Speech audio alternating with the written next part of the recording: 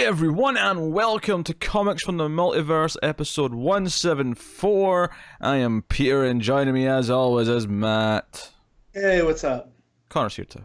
Yeah, I am. This is a DC Comics podcast. We talk about comic books on this show, and coming up on this week's show, we have Action Comics 1015, Wonder Woman 79, The Flash 79, Batman Superman number 2, Shazam issue 7, finally, Batgirl 39, Justice League Dark 15, Dial H for Hero number 7, Harleen issue 1, and Batman Curse of the White Knight issue 3. So that is the books coming up on this week's show.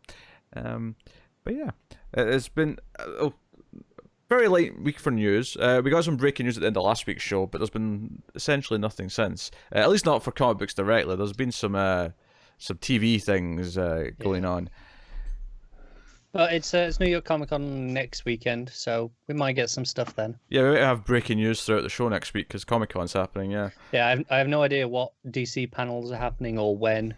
I feel like the Didio and Jim Lee meet the publishers ones always like early on the Friday, I want to say, but I could be wrong. Yeah, but you don't tend to get that much from that one usually. No, yeah, it tends to be the more specific ones on the Saturday. We'll see. But yeah, let's talk about Brandon Routh and his Kingdom Come Superman outfit because I know Matt wants to. Yeah, buddy. He looks good. Yeah.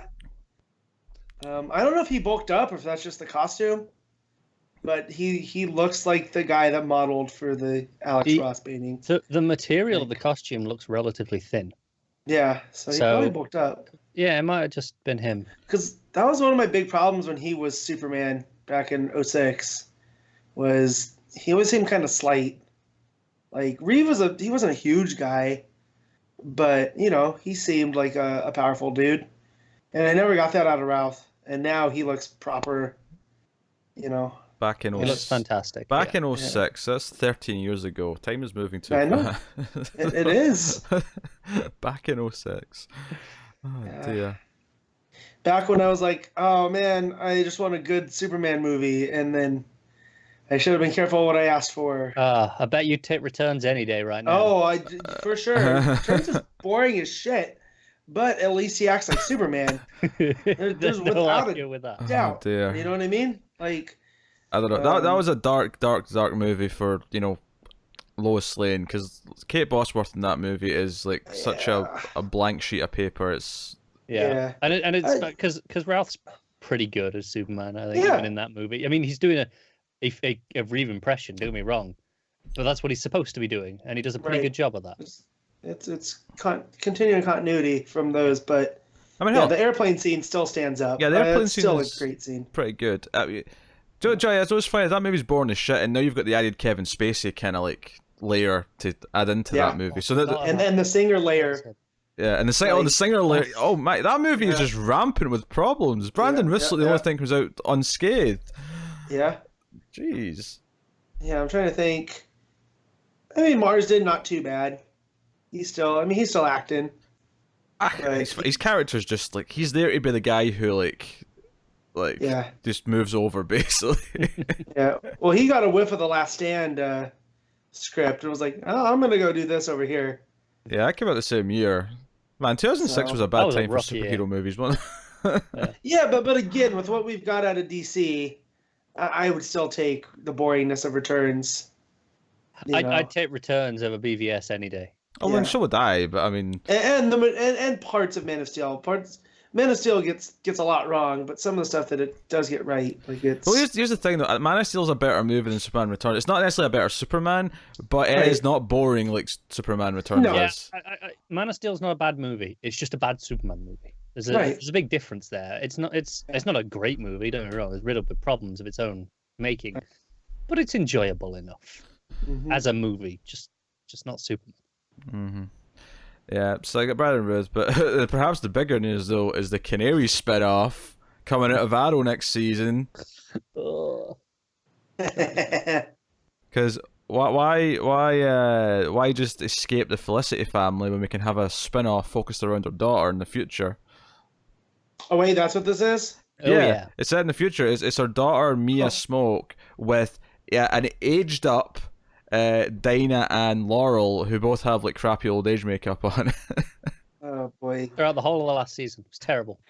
Hey, but Crisis is coming, and that's exciting. Crisis is Crisis exciting. is exciting. Yeah. Yeah. One of my favorite tweets from Pete over the last couple days was they said the lady that played Huntress, right? It was Huntress. Yeah, Huntress. Yeah. Is going to be on Crisis From Birds of Prey. from the old Birds of Prey series. Yeah. And Pete's Not Mary Elizabeth Winstead, unfortunately. no. But and Pete's like, oh, this will excite like all 9 of the fans of that show. And I wanted to argue and be like, oh, be nice. And then I remembered I watched an episode of that show and I forget that existed most of the time. You know, and then I'm like, yeah, that was a thing. I didn't know it existed when it happened. I like discovered it like 5 years later and went, oh, I should probably try this show. And I watched the pilot and was like, yeah, I'm good. Yeah, that was a lean time for superhero stuff. Yeah. You know, so you took what you got. And I mean, don't get me wrong, Dinah Meyer is Barbara Gordon's inspired casting for an older Babs, but Birds of Prey can't catch a break, and I'm not particularly excited about the movie right now either. So, I mean, so now if you look at all of these, they're really pulling from every TV show that's been on. I would say because we've already had people from The Flash show up, right? The old '90s show, and we're getting Conroy showing up from animated series. So, I mean, really the only one I can think of is that old Adventures of Superboy show that was on like Saturday mornings, way back in the day. What, you mean back in like the early 90s? Yeah. Hey, if they pull someone from that is a deep cut. Is it deeper than Birds of Prey? I don't know. I feel like more people remember Superboy than remember Birds of Prey. Yeah. Well, Superboy was longer ago, so you know. Yeah, but I mean, we've got the Lois and Clark people on there already without a crisis, you know. So yeah, same goes for Wonder Woman. Although I think there are rumors that she might be back as Wonder Woman in this. Yeah, that'd be really cool. If she does the spin, I'm gonna lose it. Next up, Innocent Bystander number 4 from episode 17 of Lois and Clark. Yeah. But yeah, so no, it's pretty exciting that they're actually pulling all these together and whatnot. And I just feel like there was this argument about the DC cinematic universe, and at this point, I'm like, just enjoy the TV shows right now, guys. Like they're doing the crossover stuff there, so it's there. Yeah, if you want I mean, I think we've said it before, but this is essentially their end game. Yeah, right? This crisis is. This is their ambitious moment in the spotlight, and I mean they're going for it clearly. Yeah, full go. I mean, when they got Tom Welling as Clark, and man, that picture of them on the Kent farm. Yeah. It brought back memories, Connor. I almost watched an episode.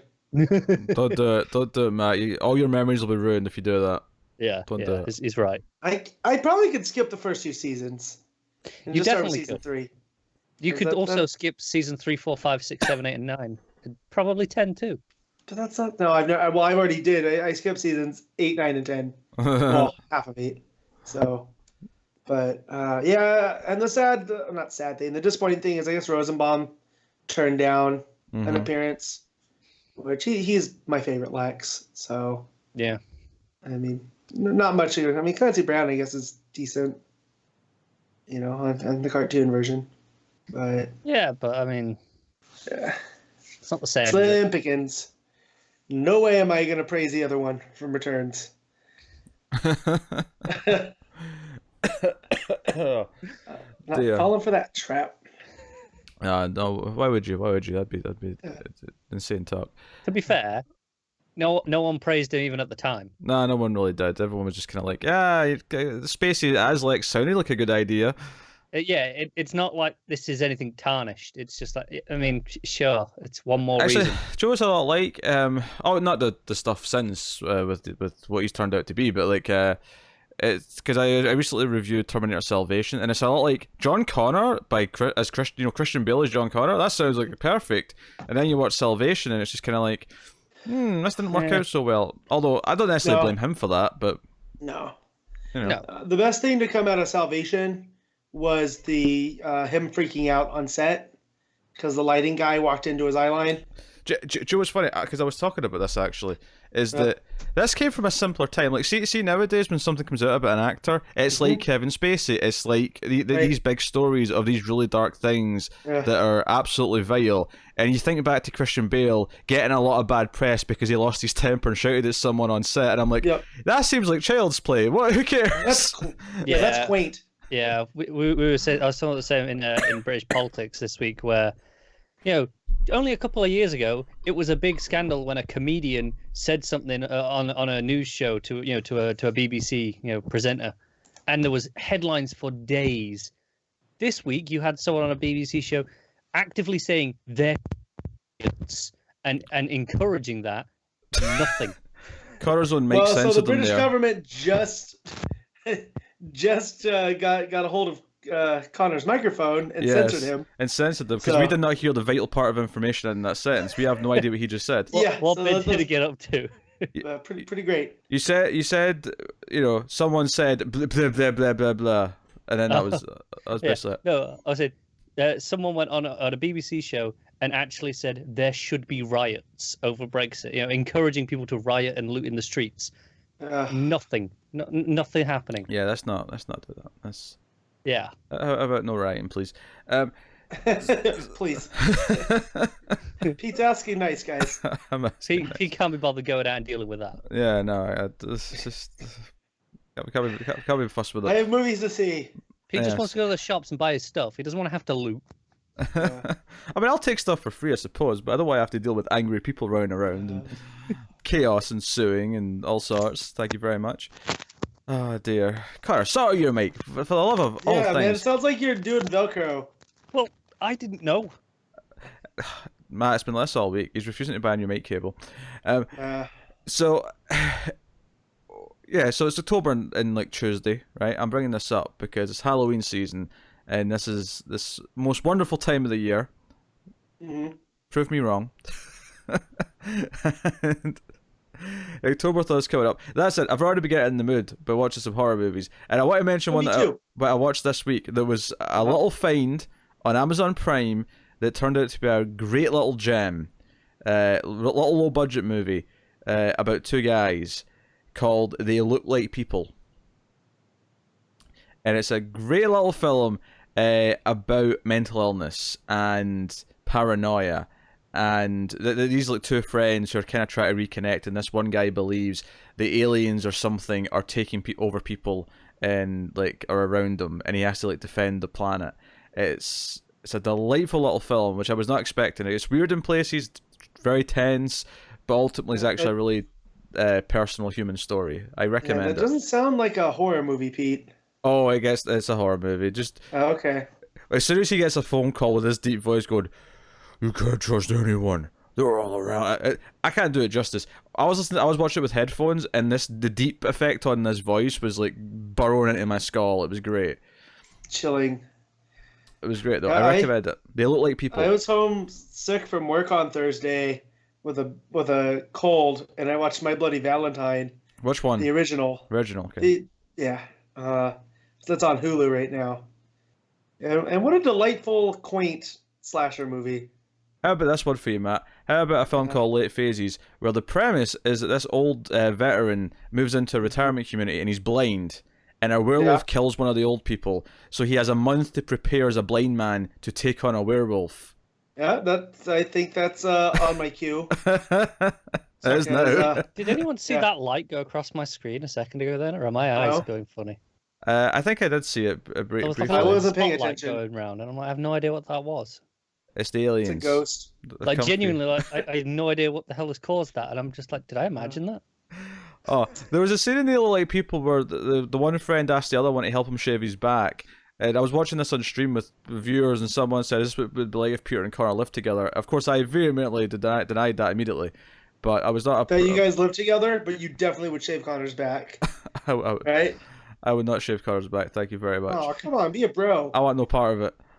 I'm good. Like, I'll shave the back up until where you can't reach. Like, once you can reach it, you're on you. You know, like, just know, I'll be a bro. Like, that's.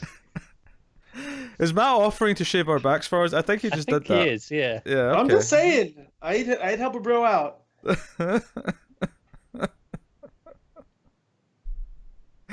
No, but that was dull because that was quite good, and then I watched another werewolf movie that was also pretty good. So I actually have a few werewolf movies that aren't shit now. Cause, I thought you hated all werewolf movies. Well, no, because I'd seen like 2 good A ones, lot of them are bad. and the rest of them sucked. But I've seen Yeah. a couple of decent ones this week, so fair play. A couple of good werewolf movies. I saw movies this week. It was weird. What did you Wow. see? Done that. I went and saw Ad Astra at the cinema. I went to the IMAX to see it because Pete said it looked good. So I thought, well, I'll pay extra for the IMAX, Yeah. and that was worth the money. Yeah. I heard some spoilers about it, and now I'm like, I should have went and saw this. Mm-hmm. Yeah, I you probably do it.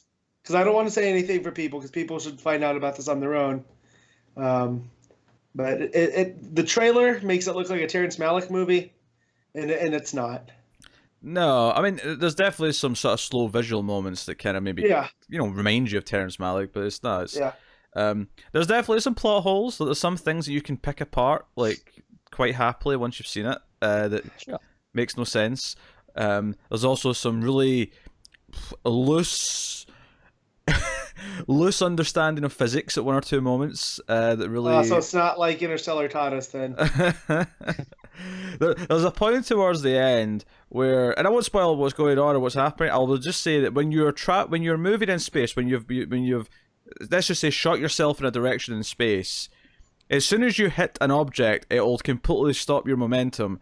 That does not happen. No, that's not true. It depends on the force of your speed, your velocity, and and then how big the object you hit is. If that's presumably has very little velocity of its own, it might knock you off course. It might move you. But if you've got a significantly higher velocity, fine. Correct me. You know what scene I'm talking about. You know it's wrong. Exactly. I do. Yeah. He doesn't have a feather. Pete, he has lots of things. What? Sorry about. Haven't you ever seen Asteroids? What? The video game? Yeah. You're just flying all over, bumping into stuff. That's how space works, right? Sure, yeah. As asteroids taught us. 100% physically possible.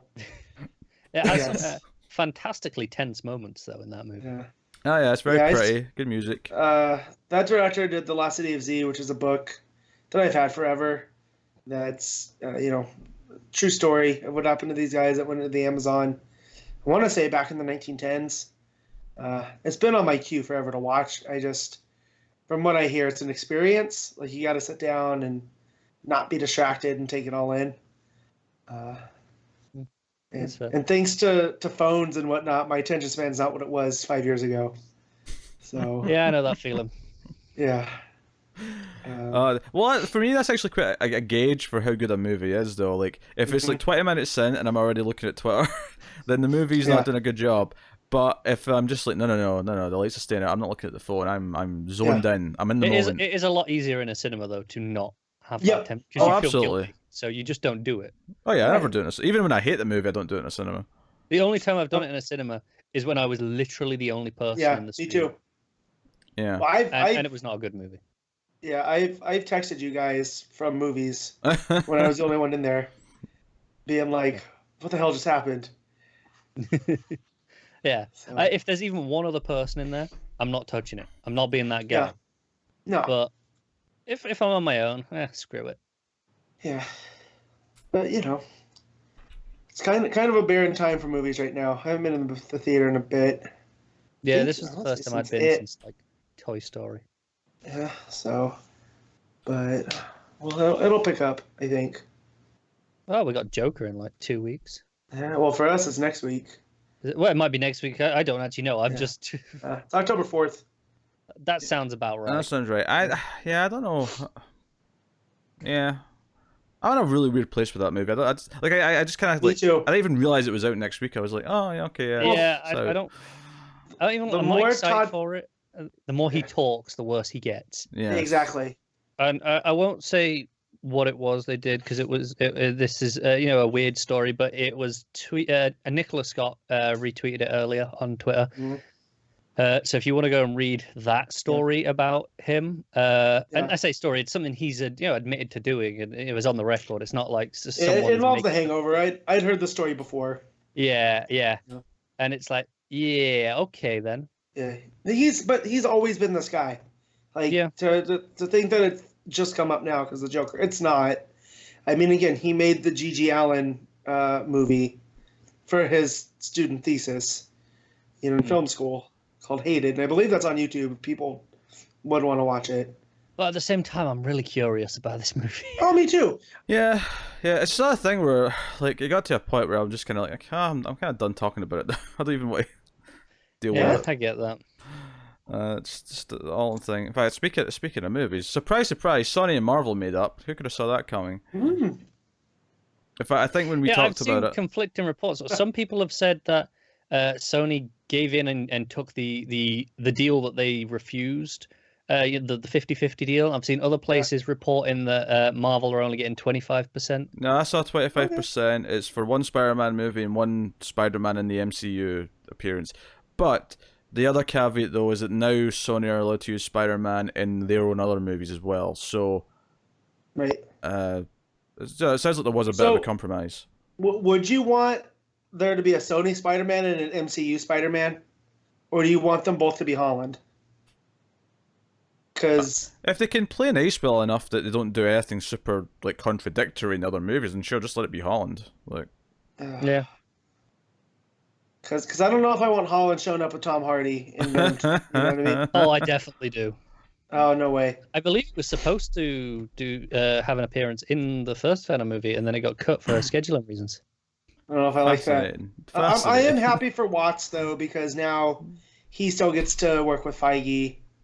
Yeah, and Watts is already confirmed, or is at least like in final talks to come back for the third one. So and Holland was already contract. So I'm glad for those guys. Also, the memes that have popped up of what's his name, Garfield, not getting a third movie, and now Holland. Although Holland's played Spider-Man more, right? Yeah, because he's played it in like 5 movies at this point. Yeah, so he is the de facto Spider-Man. Even though a couple of them are obviously fairly small parts comparatively, but yeah. Another thing I was thinking, I said it as a joke in the group, but what if the MCU kills off Peter, and then Sony gets to do the Clone War thing, or the Clone Saga, and MCU gets Miles? I wouldn't be averse to that. Yeah. Right? Yeah, could do it that way. Because the Clone Saga is definitely something Sony would do, right? I don't see why not. That said, I loved Spider-Verse. It was my favorite movie last year, so I just can't. Far and away my favorite Spider-Man movie. It's not even close. Homecoming's pretty good, but I still think I'll edge to Spider-Verse. Pete, what's your favorite Spider-Man movie? It's probably Spider-Verse. Although I always kind of count animation separately in my head. So if we're doing live action, I guess. What was that, Connor? But we're not just doing live action. We're doing Spider-Man movies. Oh well, fine. But if I'm doing, it's probably Homecoming if out the live action stuff. But Spider-Verse. Yeah, that attitude there is exactly the problem with going, well, this animation doesn't really count. Yes, it does. It's fantastic. I'm not saying it doesn't count. I'm saying I just. No, but your first reaction is to go, well, I mean, yeah, but I'm counting separately. He's not counting it separately. It's cordoned off in a different section of his brain, so it doesn't come to mind immediately, is what he was saying. Yeah, I always kind of count animation separately. That's why when people say, oh, what's your favorite Batman movies, I always kind of have to do a second category. I'm like, oh, yeah, Mask of Phantasm is really good, but I never think of it first. Yeah. I just go straight to Dark Knight. Yeah. That's it. Although, at least in that case, I do actually like Nolan's trilogy more, but that's... Yeah. I also love Batman Beyond Return of the Joker. I haven't seen Mask of Phantasm since the theater when I was a kid, so I need to get on that. It has been a long time since I've watched it, admittedly. Yeah, I know, because I know they're bringing in Phantasm later this year or early next year. We're doing that. So and I know all that movie is canon, as much as is possible with continuity. I might have to rewatch it. All right then. So comic books this week. We'll start off with Action Comics number 1015. Brian Michael Bendis writing with Szymon Kudranski on the art. So Naomi showed up at the end of last issue. Yeah. And this issue starts with her POV, and I literally mean her POV. the first page is like Yep. panels of her like vision like flying through the sky, and there's like this glowing light sort of energy going around all the panels to kind of like mimic her light power. And it's all about how she's never flown before, and she should have probably practiced a little bit before trying to land in the middle of a busy city street. Yeah, so correct me if I'm wrong. This is the first time someone else has drawn Naomi. I think so, yeah. Right? Like in a book, not for a cover or anything. So besides Walker. So that's pretty cool. And really, this is literally the next chronological appearance of Naomi. Yeah, from what she tells Superman. This is like, yeah, like the same night as she flew off at the end of issue 6 of her own book. Yeah. Yep.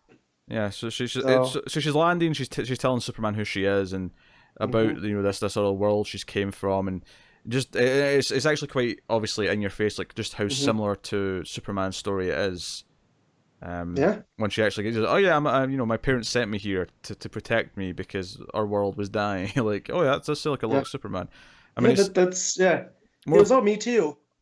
It's more of another dimension than another planet, but it's the same kind of difference. I really liked see the page where they go off flying again to the fortress because he wants to examine her, and he's just flying normally, and he looks the same almost in every panel on the page, but Naomi's like sort of like flapping around wildly in the background because she's still trying to like control her flying powers. Yeah, well, and they're going to the Hall of Justice. Oh, Hall of Justice, sorry, Hall of Justice. Yeah. Because he wants her to meet the Wonder Twins, which I thought that was cool because that's the Wonder Comics crossing back over, which is pretty cool.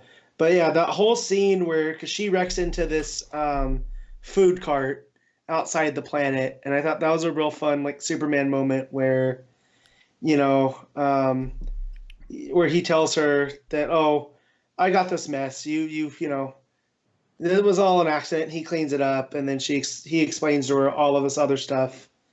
And Ruben, the guy that runs it, goes, "Oh, you cleaned the grill again? What's wrong with you?" And I gotta say, as someone that grills a lot, that is like the realest sentiment. So either Bendis really knows about food grills, or he talked to somebody that does. But this issue was full of small little moments like that really, really made me chuckle. Yeah, it was definitely a banter issue because obviously once Batman shows up and Naomi's like, "Oh, Batman, why did you do that?" Does that to everyone, and it brings up Leviathan, and Batman's like, "Judging by your pulse, you're not Leviathan, so that's good," and just little things like that. It really feels part of the world. Bendis has done a really good job with keeping all of his books feeling like they're all in the same sort of corner, like essentially. And from what I understand, that's what he did at Marvel too. Like where you had Jessica Jones and Iron Fist showing up in Daredevil, right? And it wasn't like guest appearance by. I mean, this one's kind of like that, but I get that because Naomi's a new character. But no, it all feels the same. And when you see the Wonder Twins, you're like, oh yeah, that is canon, right here. And then I'm sure when she shows up with Young Justice, which is also Wonder Comics, we'll get references to this, which is cool. Again, that's why I like comics. But, so Superman leaves Naomi with Batman at the Hall of Justice and to go basically save Rose and Thorn from Red Cloud, whatever, right? It's Red Cloud, right? Is it Red Mist? Yeah, Red Cloud, yeah. Okay. But so, which is good because I thought, Rose and Thorn was a goner until we find out, from Millennium, maybe not so much. But yeah, and that was a pretty fun scene just because we get to see how Superman interacts with Red Cloud after interacting with her so many times. Yeah, well, what I liked about it is he's like, Thorn, get behind me, and she's like, no, I'm Rose now. He's like, in that case, definitely get behind me. Right. Mr. Mayor. Yeah, that made me laugh. Who's also at this, seedy bar, right? Yeah, because there's been a couple of scenes with him in past issues of him being shady and Clark investigating him. So again, it's just tying that stuff in. But Red Mist, Red Cloud, that's your fault. Red Cloud beat him before, and we get this sequence where she's taking him on, and she's like, Lex Luthor says hello, and she flies him outside, and it's like this, it goes past Perry's window, it goes past, through the sky, and it looks like he's losing in the final beat before because the title page comes at the end of this issue with all the Easter eggs on the Twitter sort of interface. It's basically like No, do you think Luther will actually be happy if like I beat you this easily? You know, he wants you to suffer more than this. So, you know, and you just like you hear crunches and cracks, and I think it's like no, he's beat again, but she's just deciding not to kill him in this moment because. I mean, can she actually kill him? I mean, possibly. It's debatable if it would actually work, but well, we've seen her like choke him out through the gas. Yeah. But here she's much more physical, which we all know you can't outpunch Superman. Like that's just you know, he's just gonna outlast you. So, but yeah, no, definitely. But if you're gaseous, she hesitates. Then maybe it was making me think of like how would Superman fare against the T-1000? Because the T-1000 can take anything that you can throw at him in terms of a punch, right? Because he could just liquidate out. Yeah, freeze breath, done. For a short time. Freeze breath, done. Throw him into a lava pit, and he's done. Is freeze breath as strong as liquid nitrogen? I don't know. I've never got Superman's is. Is it? Okay. Without lung capacity. I mean, he leaves people in like ice cubes sometimes. Question for the audience: is Superman's freeze breath as cold as liquid nitrogen? I think so. Write in and let us know. Yeah. But because a regular Terminator, Superman could take out no problem. You know, punch the head off, done. It's a robot. Like once he gets past the fact that it's not a human, you know, then all bets are off. Wouldn't freeze breath work on Red Cloud if you give it a try? I think he dispersed her one time that way. That's right. And now that's why she has the upgrade. So from Luthor, and that's what it's causing. And plus, he doesn't want to hurt her. You know, which I always feel is one of Superman's strengths/weaknesses, is that because he sees the good in just about everybody, he never really lets go. That's why when he does let go, it makes that moment. You know, when he fights somebody like Mongol. Or Cyborg Superman or whatever, someone that can take it. It always hits well with me, but so it looks pretty dire. But Bendis, in his ever humorous way, if you read all the stuff on the last page, which is basically the Daily Planet Twitter page, like who is Timmy Olsen? Which we got from the Jimmy book. Yeah, there's stuff about Leviathan. Opinion is Batman Leviathan. Do you know what I like about the trends is that you have if it references a lot of other books. You've got Shazam and Kandak, right? So Kandak, you know what I mean? Kandak. You've got Love the Drake, which be a Bendis shop. Bendis, no, you ain't gonna make it work. Yeah, Bloodhaven, Blood Feud. I assume that's whatever's going on in Nightwing. Super Sons Reunited is referring to his own book, but you know, new Suicide Squad. I mean, that news only broke in the last couple of weeks, so that's quite a up to date little reference to what's going on. Yeah. So. And there was another one underneath. So two underneath the multiverse map. It's the Shark, Cavalier, and Magpie all transferred to Belle Reef Prison in Louisiana, and then one of the hashtags is Squad Goals. So again, that's something that Taylor's been doing the last couple weeks. So they threw that in there pretty quick, I would say. Yeah. It's neat. I mean, I imagine these little Easter egg title pages can be done fairly last minute compared to everything else, because it's just text, but... Yeah. Yeah, it's a Photoshop job more than it is an actual comic book page production, for the most part. Yeah. But yeah, looking all around just at those... I'm trying to think there was another one. The analysis, can you trust your local hero? An infection sweeps across the superhero community. Is anyone immune? Like, that's something new. That's something that I haven't heard. I will say, one of the things I really liked about this issue is how Superman actually when he's trying to talk to Red Cloud about like just coming to him for help instead of fighting him. I like how he sort of brings Naomi into that. Says, "Hey, this new superpowered person just showed up asking for help, which is what I'm doing. That's what you should do." I kind of like the idea of using Naomi as a positive example for what he actually wants other people to do when they are feeling scared because they have powers or because they. Yeah, but see, I never get that with Good. Whatever her backstory is. Oh sure, yeah.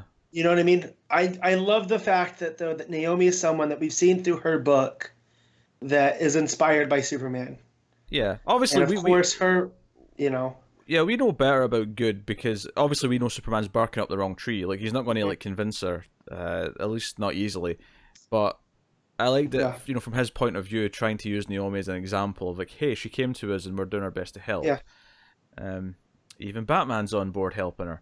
So yeah, you know, yeah, I love it. He sees the good in Red Cloud.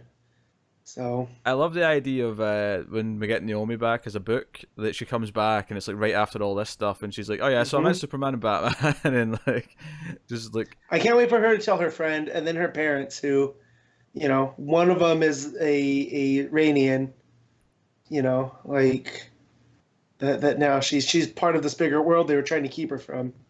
Ranian? Is it not Ranian? Ranian, whatever it is. Ranish. No, it's definitely an Indian. I just wherever you want to put the emphasis. Oh yeah, it was a solid issue though. Yeah, I liked it a lot. Yeah, Kudranski's art's still pretty solid. It's not necessarily the best the book's had, but I think the Red Cloud stuff specifically looked really, really nice. Yeah. Well, I liked all the stuff with Naomi in the beginning too. All the POV stuff, the fun borders. POV stuff in the borders were really good. I think where the art kind of almost fell short just by comparison is that because I've only really seen Campbell do Naomi before, like her face and stuff did feel a little bit weaker than normal. I was like, oh, I'm used to her looking really good because I've only really seen her in this one art style before. Yeah, and that just comes down to differing styles. So, no, I mean, I thought the art was pretty solid. Yeah. What are you giving it, Matt? Well, I'm gonna get 8.5. Yeah, that's fair. I think I'm going to give it an 8. I'll give it a solid 8 out of 10. So that's Action Comics 1015. That'll take us on to Wonder Woman issue 79. G. Wilson writing with Scott Eaton on the art. So Love is gone, as we've established previously. We ended last issue with Cheetah kind of stalking the streets as Wonder Woman's just kind of lost and confused as writing's going on. Yeah, she's in a daze. Yeah. So I actually, one of my favorite parts of this was just the idea of Cheetah like just deciding to strike and just sauntering down the street, like being like, okay, now I'm going to attack her. Now it's time. And, very casual. Yeah, I really like that. This confidence that she has because of it. Yeah, and it's a game to her. She is like a big cat playing with her prey. Yeah. You know? And the best page of the book is probably Wonder Woman on instinct going to cross her arms to like block with her gauntlets, and there's no gauntlets because they got destroyed last issue. So the next couple of panels, she's just got blood all down her arms because she's blocked a sword with her arms. Yeah, I think I'd have appreciated actually seeing some sort of cut on her arms as well, some sort of gash. Yeah, there's blood, sure, but I can't actually see any wound whatsoever, and that felt really jarring to me. Yeah, I'm not a fan of this Eaton art in this issue. No, that's fair. It's some of the worst art the book's had, I think. It is replacement level. Like I've talked about this before. In sports, you have a replacement level player where they're just kind of the average. They're not good. They're not bad. It's just what a basic blank slate would do. Yeah, it's not terrible, but it doesn't live up to the first team, as it were. Yeah, and I feel like some of that takes away from just the pacing, like Connor just said. I would have liked to see a de facto injury happen, because at first I got a little bit confused, because if this is a sword that killed Aphrodite, right? Yeah, she's lunging in and she's brought her arms up, and you just see it touch the edge of the arms. You don't see it go in at all, which is fine. But then on the next page, just some blood on her arms, but that's it. I can't actually see any sort of cut from and that looks like she should have left a pretty deep gash. Yeah. If this is strong enough to kill a god, but Wonder Woman's not even like getting to the bone, like what? That's kind of weird. Yeah. Unless Cheetah's actually holding back because she doesn't want to just kill her in one strike. Maybe. It's more about playing with her again. I don't know. Yeah. A little inconsistent there. I have other stuff. Maggie's back from Themyscira because the world's going to shit, and try to convince Antiades to try and rekindle love because Aphrodite was their mother, and maybe they can inherit some of that power and direct it, bring love back, and kind of what we've been speculating I imagine that's where it's going and how it's going to like come back and like solve all the problems. But and Kale's got a scientist analyzing the shard that they got, and it's like, oh, it's got like nano biological tech in the sword. It's coded to Cheetah. Yeah. Because she basically comes in and she's able. It's not quite like Thor's hammer. She's able to pick it up, but it immediately just sort of like slings over to Cheetah when she does it. Yeah. So so it's kind of shows that example, and she tranks Cheetah for like a minute to like slow her down while she comes in and tells Wonder Woman all this intel, and that's kind of well, there's a lot of exposition in that scene. I felt. Yeah, there's a lot of exposition, and that's when she does the arm thing. But Wonder Woman's able to kind of fight back, and she finds some strength, not in love, but in justice, which still exists even without love.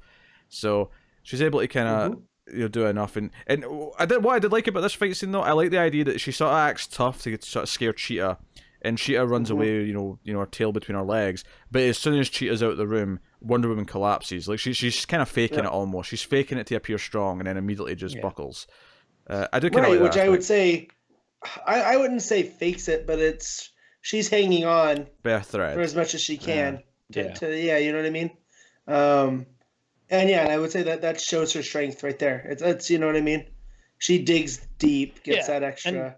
And I think the narration might be actually a little overdone here on this, because it actually says, the final ounce of my strength lasts just as long as it must, and then I let go. And I don't think that's even necessary. No. Because I think that you can see that she's standing there, she's staring her off, Cheetah runs off, and then she collapses. It's pretty clear. Without the, I think it would have been stronger without the dialogue or the narration. Yeah. And then the final scene is Steve kind of saying, "Hey, without love, like that was the last thing keeping us together, because ultimately you're not really committed to us, and I always come second." So it leaves with Steve walking out with his bags packed, and Wonder Woman's left in her bed crying, like a complete dick. Like but it's this thing though where like is he like, is this just being a dick because there's no love left? Like he's got no love in him, so he's being dickish. But see, I thought this was going to the other way.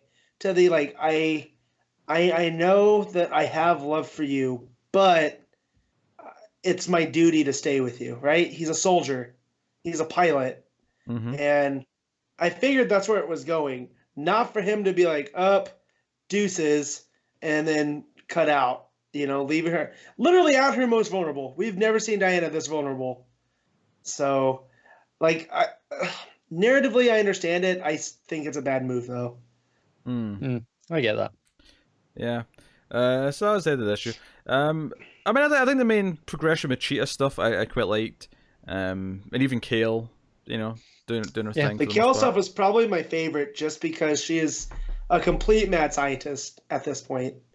And I always love the idea of her always like being cited, because she might be smarter than Luthor, but she'll never get that credit because she's not Lex Luthor.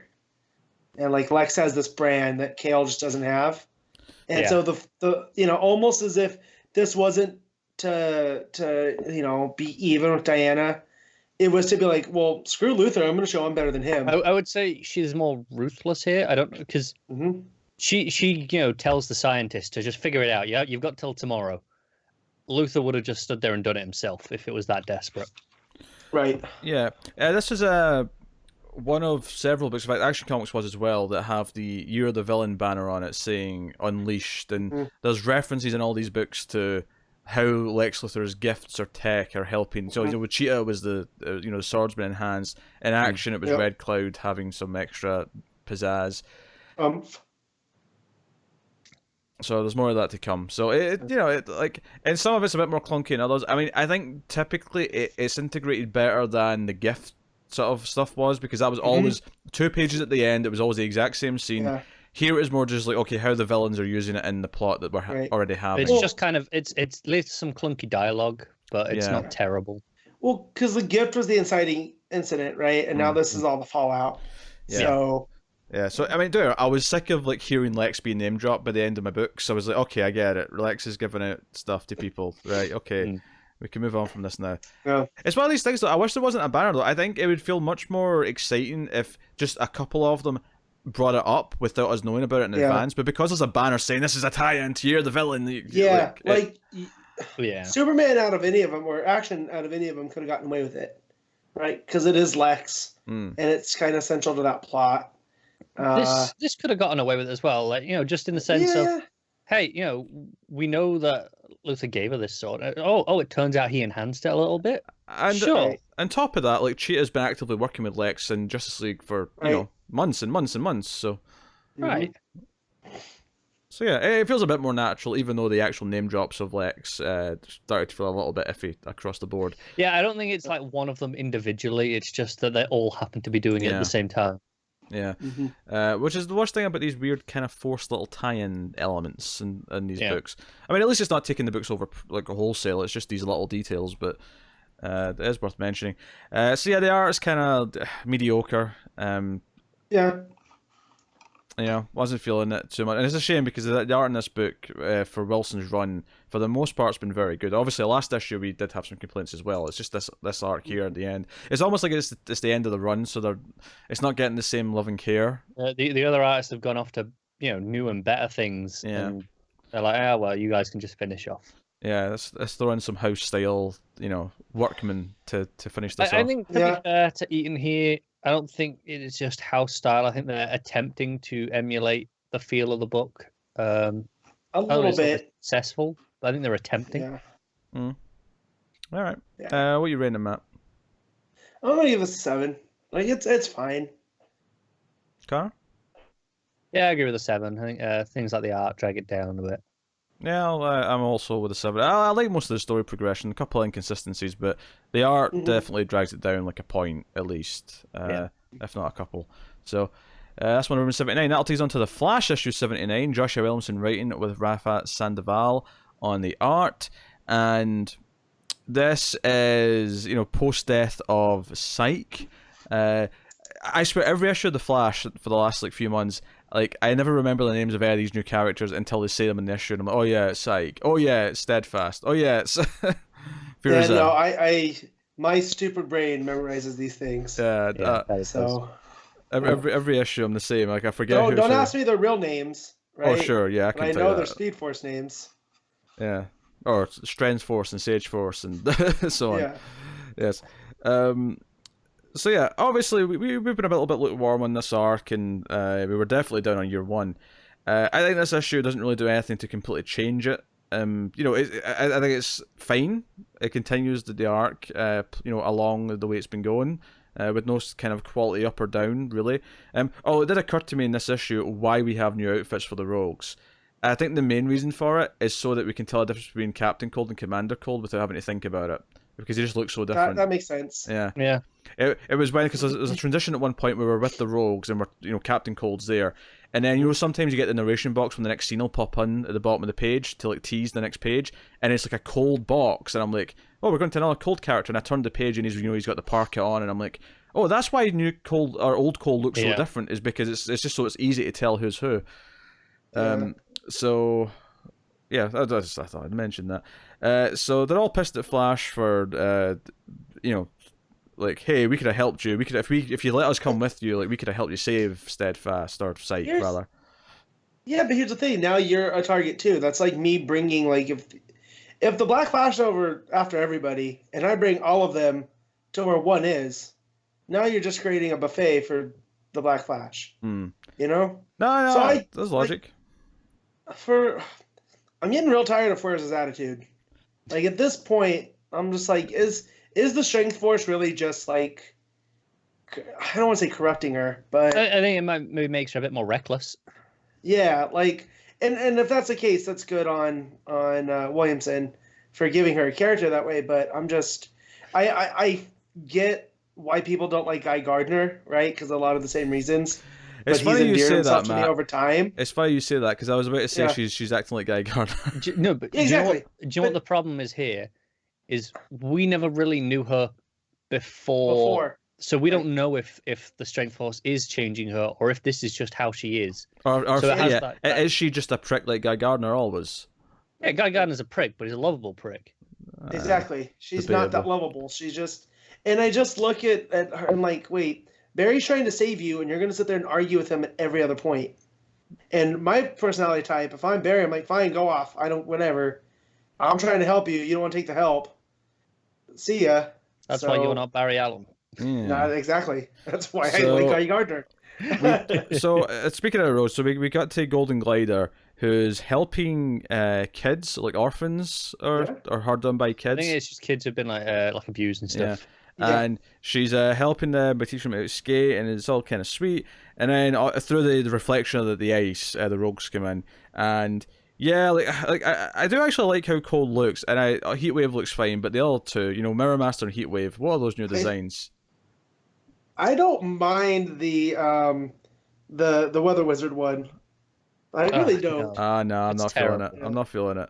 I like it. I have to. But no, Mirror Master, I'm with you. I mean, I get they're trying to make him a living mirror, right? But it's just not working. It's too far into the gimmick. Yeah. They basically, because at first she's not willing to be convinced. She doesn't want anything to do with them.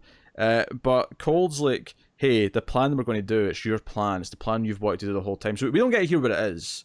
But it seems like it's something personal that she cares about, because it just convinces her immediately at the end of the scene. So we found out the Speed Force is actually stronger because of Psyche's death, because the Sage Force has been cut off essentially from the Speed Force. I think your mic's going, Matt. I think like I said, the Speed Force has been reinvigorated. So presumably once all the other forces are done, which I think they will be by the end of the story, the Speed Force. Well, except for the Still Force, because the Still Force is a key element, But no, I feel like they're going to find a way to wall them all off, so we can have who knows if these characters will ever show back up again, but they won't be connected to the Speed Force by the end of it. Yeah. No, probably not. I think the Still Force makes sense to connect to the Speed Force in that it's a balance, it's a counterweight. Right. It stops the Speed Force just running away with it all and taking over everything. So it's got to have something to hold it back. It's its equal and opposite reaction essentially. Right. I feel like Furza had the most time out of any of these characters, so if anyone's going to survive and stick around in any capacity, it probably will be her. Yeah, and she's hiding inside the Strength Force right now. Right. In fact, not just her, she brings the others in with her. So. Yeah. Well, no, she takes Commander Cold so he can do some research of what makes up the Strength Force. Ah, you're right. That's right. why, with her. Yeah, Steadfast comes back out because he's there when Iris reappears. Right. Yeah. But and that's why I think Cold will find, or Commander Cold. Well, let's call him Henry. Henry will find a way to wall it off, I'm sure. But I love this moment when Iris shows up and there's this awkward, between the two of them, and then Steadfast comes up and he's like, "Hey, you want me to have you relive your happy memories like I did with Barry?" And Barry's like, "No, we're fine." And I was like, "You're damn right, we're fine." I just like that Jay's helmet is in the background of the museum. I'm quite happy about it. I never noticed this when I first read it, but looking at that page now when she first shows up, like, it's not the most sleazy thing ever, but I feel like they've got her in a pose just so they can try and show off how great her ass is. Like that's what that pose is. So I could have done without that. But so they talk about Wally, and this is, it's like it gives you an editor's note for Flash Forward and talks about Linda going to see him, and I'm like, not falling for that. Yeah. Sorry that much. It's like any other writer, and that would have been, going, ooh, we should have read this. I mean, we would have read that, but as it is, no. It could have been anyone else. It could have been, our favourite workman, workhorse writer, Dan Abnett. Like, it would have been him. He'd have been fine. Yeah. I'd have read it. God. And he did Titan's Hunt, and that kind of seeded the missing Wally. And I'm just like, what? Anyways. And then he did Titans and was told that he can't do pretty much anything with Wally for 2 years. Yeah. So Steadfast tries to, fire up his power to show Iris. And Barry's like, no, don't do that for other reasons than I wanted him not to do that, because you think the Black Flash is coming out, but no, it's flipping Zoom, who I forgot about, honestly. Like, I forgot he was a part of all this. You forgot about Zoom? Yeah, when it kicked off. That doesn't sound very like you. No, I forgot about Zoom, but I forgot he was still floating around in a Flash suit, because of all these machinations. Yeah, I do have to admit, when I turned that page and he popped out, I went, "Oh yeah, Zoom, aye." Yeah. I did too, but I would have expected Matt to have been the one that remembered. No, but no, because year one or whatever it was really took a lot of steam out of that. So yeah, it did. So, but yeah, so they go to fight and Zoom kidnaps Steadfast and runs off. And the Black Flash is in pursuit, which is actually the end of the stuff we see of them, because the last couple of pages is Avery and Wallace fighting some rogues, and they're basically like, hey, okay, we've taken out a lot of the B-listers, let's go and get the real rogues, and let's go and get, Cold and Heatwave and so on, and all the rest of it. Because it was this last page, actually, where we see the lineup where I was really, like, annoyed at the new costumes for a couple of them. What about Gliders? Yeah, Gliders is terrible. Yeah. Yeah. Yeah. Not feeling it. Yeah, it's not as bad as Weather Wizards, but it's just not good. I don't know, man. I still like, if that wasn't Weather Wizard, if that was a new character, then fine, but it's not. It's supposed to be Cold is the only one I actually really like. Heatwaves is it's fine. Heatwaves has been on brand for what he's been since the New 52. It's fine. He's got some flame goggles on, and he's got like that flamey sort of chest reactor looking thing. It's fine. It looks like a flamethrower, dude. It's serviceable, right? Yeah. So the bad guy they take down on the beach is Big Sur, which is one of my favorite names in comics. And it's who Goldberg played on The Flash. So I thought that was pretty cool, because I was like, oh, that's cool to see him. Goldberg was on The Flash. I don't remember this. Yeah, in the jail. Oh, it was Arrow. No, it was Flash. No, you're right. It's Flash. Yeah. Do you know what it is? It's because they both had stories where they went to prison in both shows around the same time. Yeah. But Matt didn't watch Arrow, so it must have been Flash. That's true. It must have been Flash. It was Flash, right. And because he had you're a right. debt to because he takes Goldberg to China at the end of his story to escape. You're right. We should rate the Flash. Poor Connor. We should rate the Flash. What's that? Are we done? We should rate the Flash 79. Matt, what are you giving the Flash? I'm at 7.5. Okay, Connor. I'll give it a 6.5. Yeah, I'm probably more in line with Connor here. 6.5, I think. Yeah. The arc's fine. It's not doing super great things. I like parts of it, but I don't know how well that cuts smoothly, but there'll be a big section cut out there. Yeah, what's really frustrating is they went on to about wrestling for like 20 minutes. You can probably catch it on Patreon. You will, yeah. At the start of that, I thought, I really need to go get another drink, but I'll wait. We'll be taking a short break after this book anyway, so I'll just wait. And then they kept going, and it was like, but now I've sat here so long that I can't have any time left, and I still had time left every single time. Enough wrestling talk to make Connor want to drink. You can find those deleted bonus bits on patreon.com/MailFuzzTV. In fact, that's a good time as any to promote it. Patreon, you can support everything we do, and you can support the show and keep all the content coming, including comics from the multiverse, by going to patreon.com/MailFuzzTV and donating as little as $1 per month, and it helps us out a great deal. So go and do that, and you get bonus things. So that'll take us on to Batman Superman issue 2. Joshua Williamson writing with David Marquez on the art. And, of course, Shazam's infected. Although we start with Gordon, who's working mysteriously for someone, doing with some evil things. Yeah. With some claws. Yes. Which there actually was a reference to this in Batgirl this week as well, actually, because Barbara can't find him. So it's like, hey, go read Batman Superman. Matt, you finished off the Batman Who Laughs. Who's this with Gordon? We don't know. Okay. It's one of the infected, but we know from here that it's definitely not Batman Who Laughs. No, I know Batman Laughs was dealing with all the other Batmen. Yeah. I didn't know if this was one of those left over at the end of that book.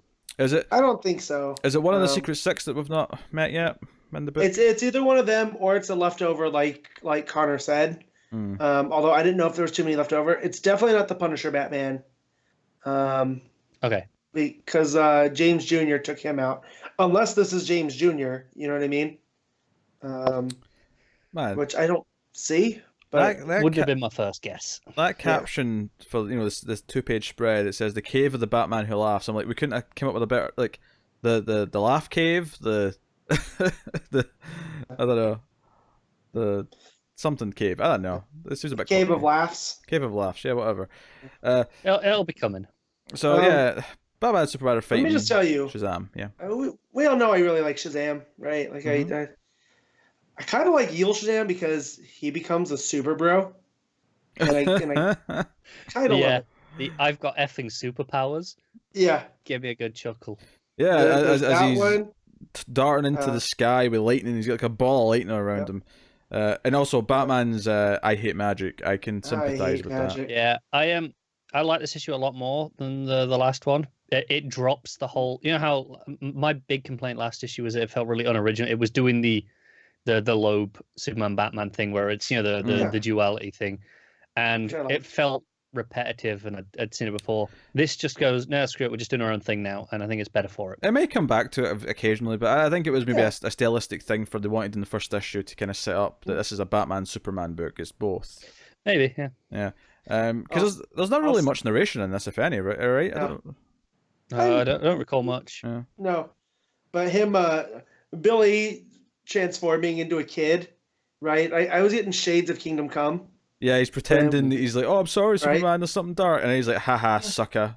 And then Shazam's back up. Told you, Shazam, bitch.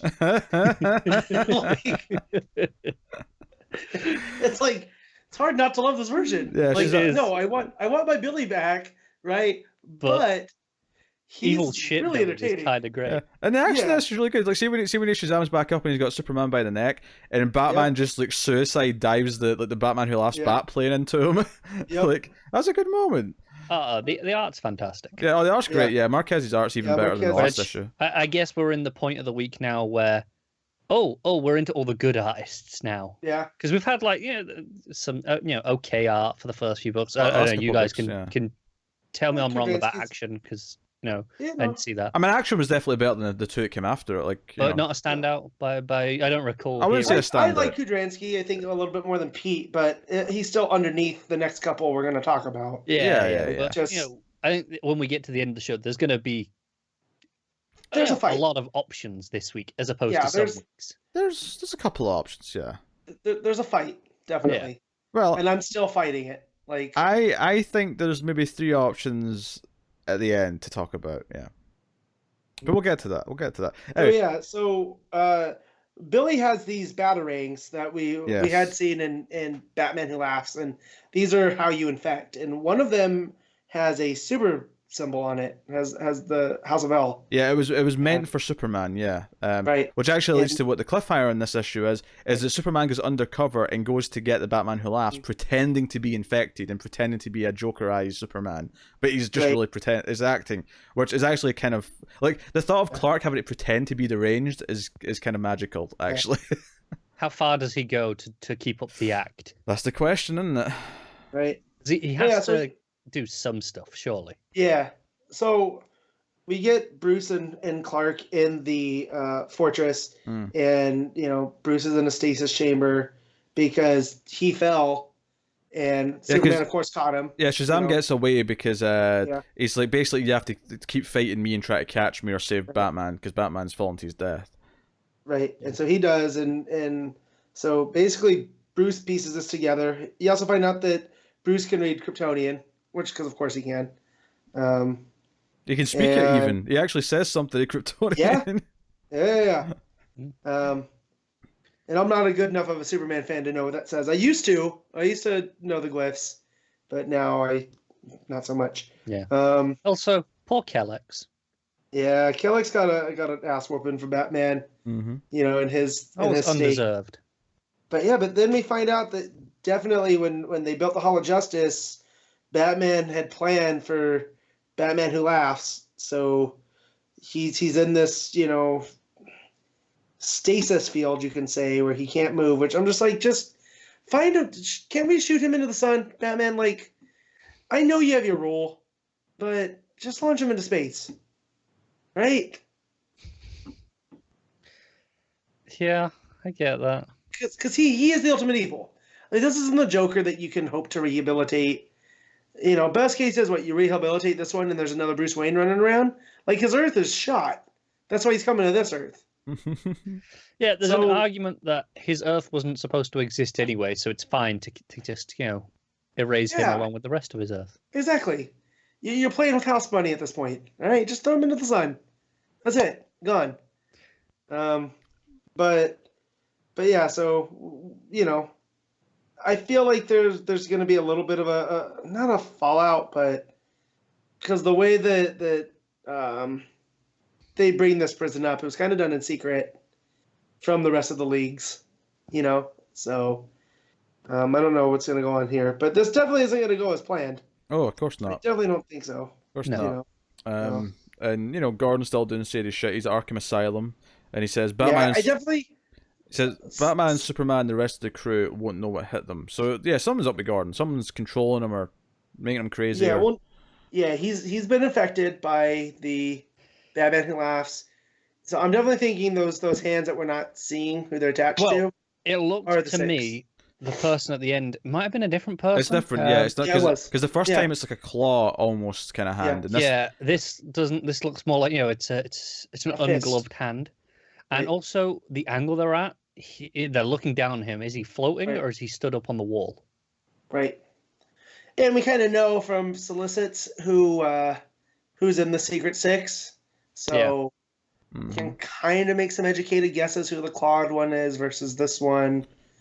Yeah, I've been trying not to, just for the sake of for people who don't read solicits. That's why I'm not, guessing who they are, just so we can still get some surprise. But yeah, no, that was. I had a lot of fun with this issue, just mainly off of Evil Billy. Yeah, like, and I like that. Shazam bitch is gonna become a thing when I'm playing games with people. I like even Batman Who Laughs is Superman's coming in to free him at the end, which felt like the start of Injustice 2, if you've seen the story of that video game. Because Superman's in like this red sun like chamber, in that because he's evil, and he's like, "Oh, it's good to see you, old friend." And the final page is just Superman, with the Joker makeup on, laughing and looking all, and Batman just watching the monitors, being like, "Okay, don't screw this up, Clark."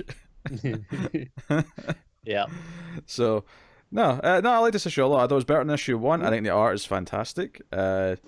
Marquez has a really clean style that I think looks very pretty. It's very, but also is versatile enough that when we get to the darker stuff, like with the evil world's finest at the end, still looks great. Yeah, sure. It should be world's worst or something. Sure. What's the opposite of finest? I'm not going to say it. Shitest. World's shitest. I was going to make a dig at a certain movie, but I'm not going to.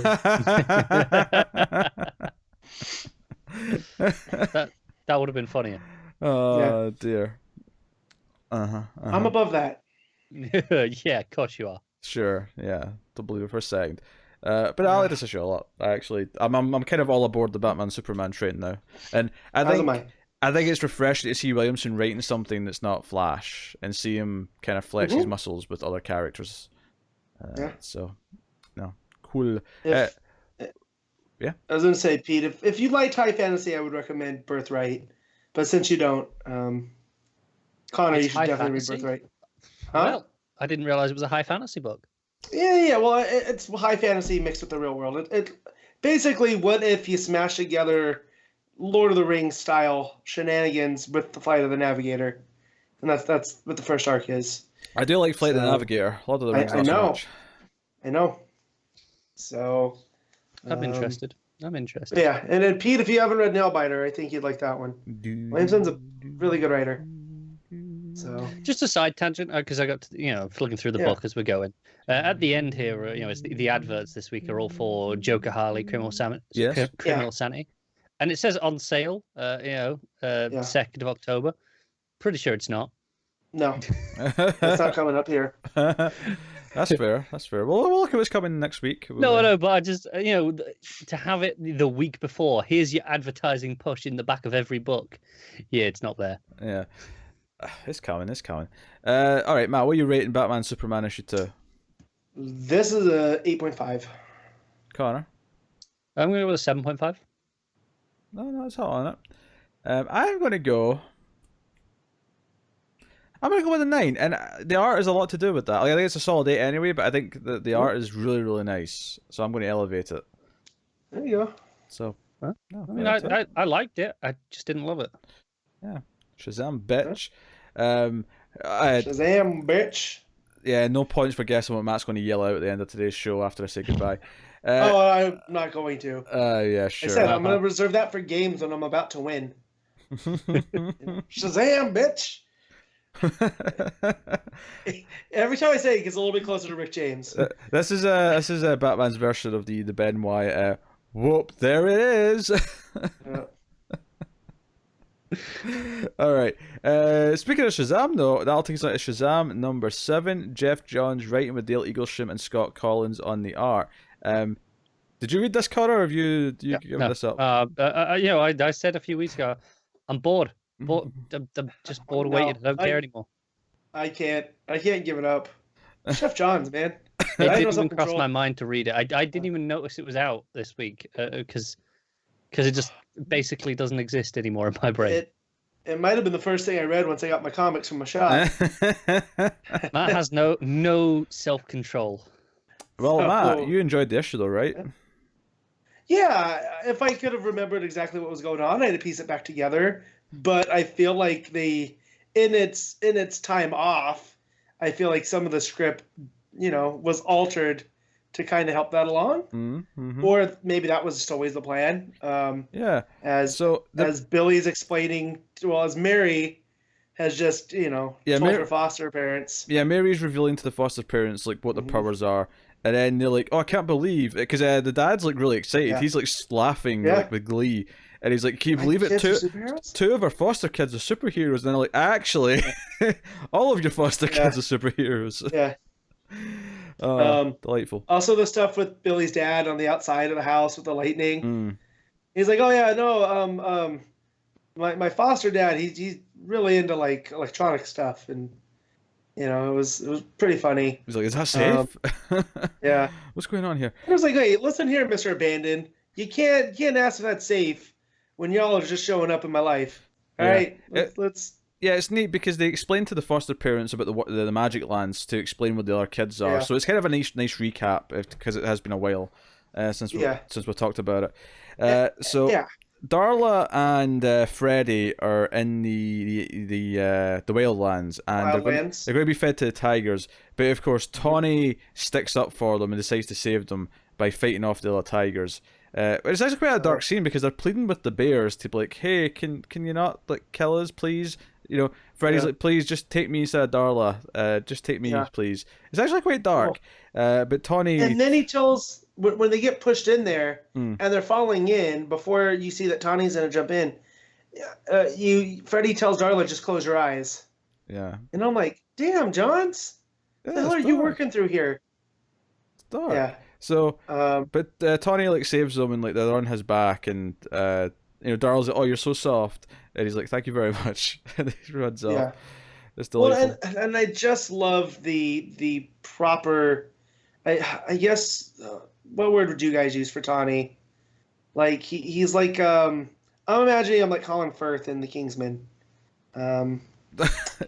He's a gentleman. Yeah, but no, there's a word. I forget what it is. Anyways, is it posh? Is that what posh is, or is posh just like upper? It's kind of posh. I wouldn't necessarily go with posh, but he's proper. I guess proper. Yeah, I guess proper would just be the one that respectable. Yeah, he's trying to talk with the tigers like, "Hey, look, guys, we don't have to eat these kids." And one of them was like, "What are you kidding, man? Kids taste better than adults." That's what they say. And I was like, again, dark. To be fair, lamb tastes better than mutton. Yeah, it's all kind of bad to me. Lamb is amazing. No, lamb sucks. I'm not. Yeah. What's wrong with you people? Nah. But anyways, so they escape with Tawny's help. Tawny, whips the ass of the other tigers, and then they get out. And they go. The first place they stop is so Tawny can get his clothes. Mm-hmm. Well, not his clothes. Some clothes. He goes into a tailor and takes some clothes. Yeah. But they run into the subway because he wants to go with them back to wherever they came from, and they go into the tunnels in the subway. And unfortunately, though, they're not on the way back to the Earthlands or whatever else. They're going to the Darklands, which is something that they really introduced in this issue. where when Shazam leaves the family with Mary, and Shazam is the one who goes into the tunnels, and but by this point, no, Savannah's got Black Adam tied up, and he's wanting them to be into the Darklands so that they can take over, and the Earthlands will be mine. The Monster Society will have the rest of the Magic Lands. So the villain stuff's brewing. And while all this other is going on, the other two, Eugene and what's Pedro? Yeah, they're in the Wazunderlands, which is basically just Wonderland meets Oz. And they're talking about and they run into the Wizard, and they're kind of they're with the White Rabbit, and the White Rabbit's like, oh no, this is the Wizard, like you're in the presence of greatness. Do you know what I like about this? Is I like that they question me, aren't you dead? And he's like, true, like magic wheelers never really die or whatever. Right. And I like that it turns out to be like fake later. It's like no. The real wizard as a ghost shows up to Billy and is like, hey, there's an imposter out there, and you're like, oh shit, the one who's with them is treacherous. Who is he? And someone in your family isn't what they seem, right? And probably they start hitting at maybe. I took that as maybe it's one of the kids. Maybe. But who knows? And that there's a betrayal afoot. But and when he gets to the Darklands, though, like whenever you arrive in the Darklands, it seems to be that you always arrive buried alive, because he has to break his way out of a coffin, and there's like a tombstone saying "Here lies Billy Batson." But when he gets out, and the world's black and white, basically, he's not black and white. He's still in full color, but the world's almost black and white. There's like a hint of green, maybe, but it's very much a gothic horror. Yeah. It looks really good. Like, see when he gets up, because this is where the artist changed to Scott Kolins. But when he's like there and he's on the backdrop and it's like this noir world behind him, it actually looks quite good. But there's tombstones for Freddy and Darla, so he knows they're already here. He knows they've arrived and gotten out and went somewhere.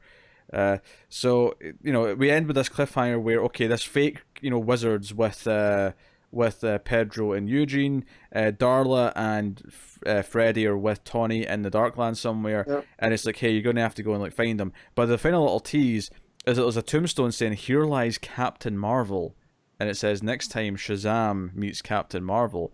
What does that mean? And they dropped the Captain Marvel name bomb in there. Yeah. So Carol's showing up, right? Actually, do you know what makes me wonder? It makes me wonder if part of the reason why this kept getting delayed was more to do with legal, working out that they could use this. Yeah.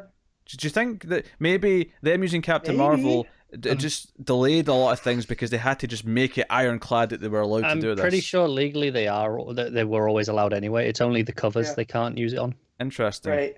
I don't know. It makes me wonder. It makes me wonder if there was some legal just red tape to get over before they could finally release this, and that's why it kept getting pushed back. Yeah, maybe. I don't know. That should, because at this point now, I mean, if it was him, it's Shazam. It's not Captain Marvel to me anymore. Yeah. If it was just this book from John's that had been delayed, maybe you'd be onto something. But it's everything he touches, so... Well, no, but I don't think that's fair, though, because the only other thing he's doing is Doomsday Clock, and that's always been Frank, really, right? Like, that's always been Frank taking 2 months per issue. 2 maybe, months plus. I don't know if it has always been some of his... I don't know if it's always been on just him. And then Fabik posted a 3 Jokers a piece stuff. of art from 3 Jokers, and it said that piece took him like 2 to 3 days, and I'm like, geez, man.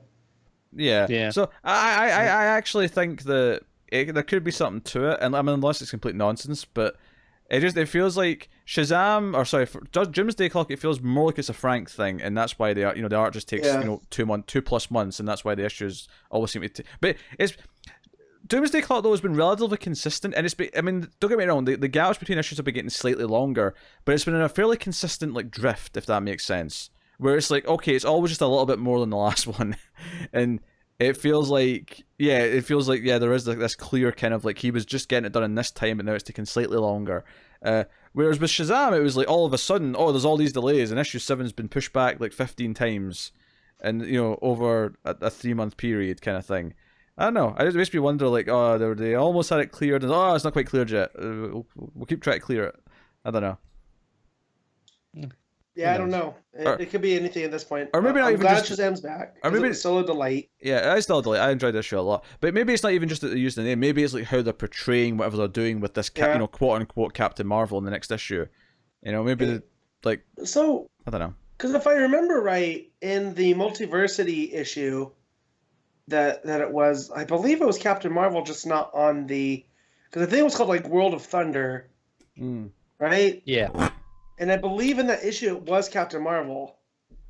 That sounds But again, familiar. that's Morrison. So. I'm just speculating because obviously this issue was delayed so much. Yeah, no, I know. I'm just trying to think. That's really the only time it showed up, though. That's like they've gone out of their way to be like, no, this is Shazam. I mean, even the movie, not once is there a reference to Marvel.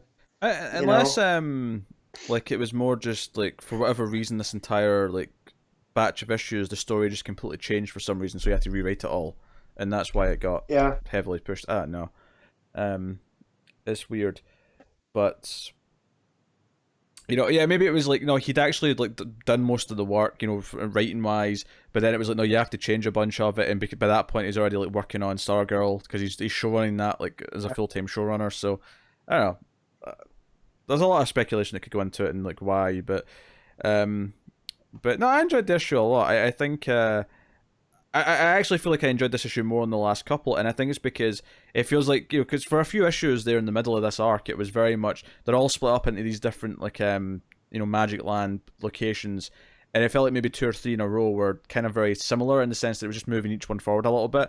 This issue, it felt like it was all starting to kind of like become something, and I think the Darklands is my favorite one so far. Just because visually it looks so cool. Shocker. Yeah. The horror guy loves the Darklands. Fine, okay. I have a taste. Kid. All right. I know. I'm not saying. I was just pointing it out. So yeah, King Kid's still sitting around out there. Yes. Too. He is. So don't forget about them. Yeah. So I just looked up Multiversity, and yeah, it was called Thunderworld Adventures, and it was Captain Marvel and the Marvel family. So. Interesting. Yeah. So I do not know. Interesting.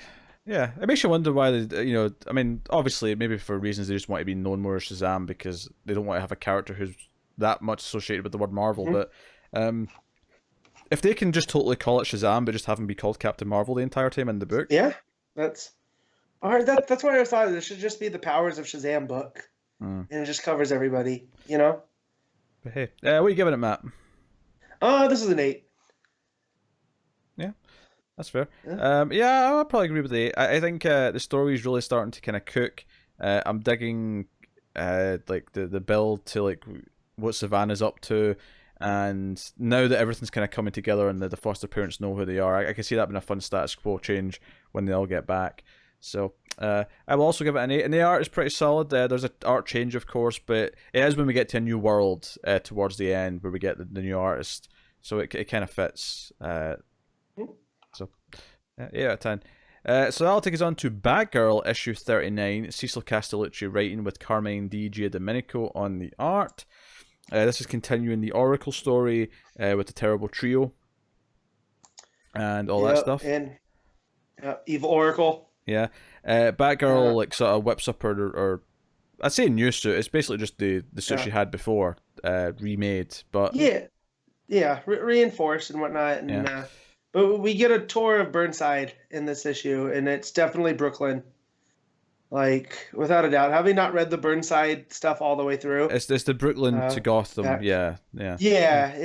So the way that because she gets sent out there by the politician lady.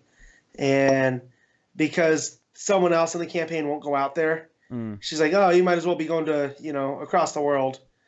But Babs, that's her old stomping grounds, and she gets out there and just the talk of gentrification and the neighborhood kind of losing its identity, but it's also kind of good because other things are happening. I was like, "Oh, this is definitely every old neighborhood on the come up, and especially Brooklyn." She's sent out there to like. Basically the campaign stuff for Alejo, and she's with Bard, and she's like talking to the old shop owners, and she's talking to like her old friend Frankie and all that stuff. I will say there's a cruel tease at the start where like it turns out to be a simulation that Oracle's running in like her system. But you saw Dick and you got excited. I saw, it was the whole Bat family show up and the Birds of Prey show up to help Babs fight, and Dick's like in his proper outfit, and I'm like, what's going on here? He's not meant to be in that outfit. It's like, it's a simulation. This is the version of Nightwing that's in Oracle's head because Babs has put that version there. It's like, and not just Dick, but also the classic Birds of Prey. But with Huntress from back, yeah, and so I'm just like, and Dinah as well. Actually, man. Yeah, I know. I do like the terrible trio trying to like sneak away because they're hungry and want to get food, and like Oracle's like, no, you will not leave. Yeah, she just wants friends, right? And she doesn't understand that friends have to eat. Yeah. Which let's be real though, they were never coming back. Like they go to get food, and that's it. So yeah, probably their dynamic kills me at this point. Though. I really like. There's a panel here that I really like. It's when Babs goes back to the clock tower. There's a panel. It's a really dark panel with her standing with the cape kind of around her, with her shadow. And I thought that's a really stylized little panel. It's a little bit different from what I expect from Giandomenico, because I expect, because he did Flash for so long, I kind of think of him as this sort of bright artist kind of thing. Yeah, Giandomenico really gels with Batgirl, like it, in Gotham and whatnot. Like it feels like. It's his art, but it's subtly different.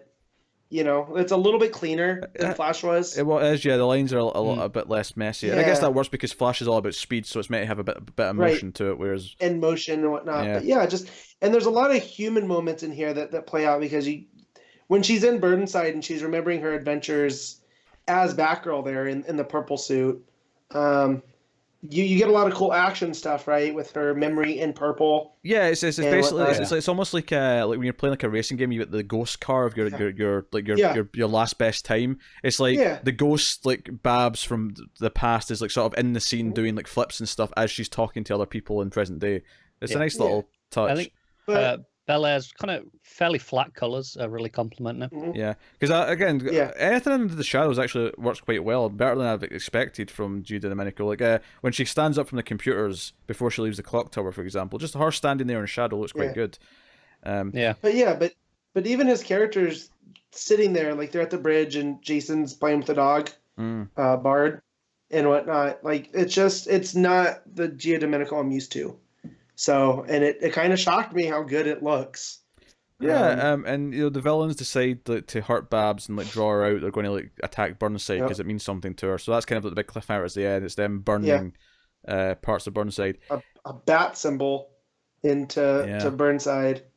Also, she's dealing with the Lex Luthor telling everybody to embrace doom. I was of two minds about this section because this is like after all the Burnside stuff, and she gets a new costume, she goes out on patrol, and there's basically a montage of her like fighting various like muggers and whatever, and it's like a whole thing talking about like you say Lexi's like stuff empowering like doom, and like this is turning regular people into kind of more criminals and like looting and things like that. And what I like about Castellucci here is that these are all like legit problems in the world that you hear they need solutions to, but like rioting is not gonna help. Like they say here, like the food shelter had all the funding cut off and people are hungry. You don't rob a caterer that has nothing to do with that. Yeah, food. It's not really helping the problem, is it? I'm of two minds about these two pages because on the one hand, this maybe felt the most like sort of like shoved in Lex stuff of the week. Yeah. But at the same time, she ties it back into Killer Moth and like the fact that was such a big part of the first couple issues of this arc. I was like, I don't know. It also feels kind of natural here because it's already been established in Batgirl that this is going on, as opposed to some of the other books where it's been just kind of on its own at one point. Yeah. But at the same time, I couldn't feel that a little bit like when it came to this little 2-page montage that it was mostly about the Lex stuff. That was like, oh, this feels kind of shoehorned in to just like tie in. Yeah. But it also feels the most traditional Batgirl scene. It does, yeah. So I'm kind of two minds about it. It kind of works, but at the same time, I think basically my final conclusion on these 2 pages is that it actually works fairly well and feels like it fits in the book. But I just have this stigma because all the books are doing it that it kind of annoys me a little bit. No, that's But I feel here it's handled really well because this is something like Barbara would come up against, especially in her political. So like I feel like she's gonna take this back to Alejo and be like, hey, look, these are the problems in Burnside. That this is what you have to people are promise talking to about. Yeah. Also, at the bottom of the first page of these 2 pages, Batgirl's doing like a Wonder Woman pose. I think it's almost accidental, but she's just sort of like jumping with her arms crossed, and it just looks very Wonder Woman-y. Yeah. I think the thing is, if this had been the first book you read this week, you wouldn't have as big a problem with it as you do if it's, maybe the 5th book. Yeah. Yeah. I was right in the middle of my books, and I had 9, so I think by the time I got here, I at least read a couple of the Lex, integrated and you were already stuff. like, oh, more Lex. Yeah. And then the final couple pages is Oracle striking. I do actually like the second last page. I like a lot. It's because the background's all the flames, but you see it play out like them sort of like building up to it. So I like that the bottom pile is just the flick of the match. And then you turn the page and you get the big bat symbol, all around Burnside. So it's really cool. So no, I like this issue because I think we were all really into the first issue. And then the second issue was a bit messier, but still enjoying the plot overall. I think this third issue is stronger again, and I like what it's doing to like build up Babs in the community. I have to be honest, I go on the opposite direction because I like all the ideas and the focus in this. I think it's far too wordy, this issue, more than the last ones. Like I felt like I was just reading walls of text at points, and especially early on with the trio just after they come out, just after the simulation page. So much text, and while a lot of their dialogue is good and funny, there's just so much of it, and I felt that throughout the issue. At points, I felt it was even covering up the art too much, and I was feeling that quite a bit this time. I didn't mind it, but I liked a lot of what I read. Like I like this direction for Babs. Yeah, so I wasn't feeling it too bad. That's the thing. I like the overall stuff, and there's no particular lines of dialogue that I dislike because of what they say. It's just there's so much of it that that I feel like it's a bit clunky overall. I think the only time I feel like that is maybe when it's the Oracle dialogue, just because computery text and boxes for me in comics always kind of bug me. It's just been like less pleasant to read. Just on a lettering perspective. Yeah, it just always kind of. So when there's a lot of it, because I feel like each one's just a little bit more of a chore than the regular. It's basically the opposite of when it's like the really handwritten like lettering. Or the cursive that I hate. I can see that in some things. This one, I don't know. This the font's still relatively normal. It's a bit more straight lines compared to a little bit looser as the regular font. So you can tell it is okay. It's mechanical, but it's not particularly egregious of the problem that I think you're describing. I assume it's more just kind of the green background is kind of just making your brain automatically link it with those experiences in the past. Maybe right. I mean, it wasn't a big deal in this issue because she only had like 2-3 scenes, and I generally enjoyed the story that was happening, and I loved the trio's great. I love the trio's banter with each other, and then bickering about how to try and like use Oracle for their own gain, because they basically go along with everything because she's kind of promising like, if we're friends, then I owe you a favor too. Yes, and so they're basically wanting her to like owe them so that she'll do stuff for them. But no, I enjoyed this issue well enough. I think Batgirl it somehow survived multiple creative changes in Rebirth, or since Rebirth, and seems to come out fairly solid each time without feeling too diminished, which is impressive. So, no. It's only been 3 issues, so it's hard to compare it to Scot's run so far. But it wouldn't surprise me if by the end of this I like it more than Scot's run. I think it's definitely got the potential for that. So, and then we talked about the art stuff. So, Matt, what are you giving it? I'm gonna give this one a 7.5. Connor? 6.5. I'll go with a straight 8 in this one. I think I'll be a little bit more positive. So that is Batgirl. And that'll take us on to Justice League Dark, issue 15. James Tynion IV, writing with Alvaro Martinez on the art. Take it away, you two scallywags. All right, so I wasn't here for the last one, but I got really excited for Eclipso that they hinted, right? Yeah. And here I feel like Tynion's doing some retcons, which I'm, not that I'm always a fan of retcons, but I like when you try to streamline past history. So they get into, he does this a couple times, like with Floronic Man later, but here with Eclipso definitely is that part of Diana's plan is to go back to that space above the sphere of the gods. Yeah, what was it called? It was like Iaea or something like that. Yeah, which is Hecate's domain, right?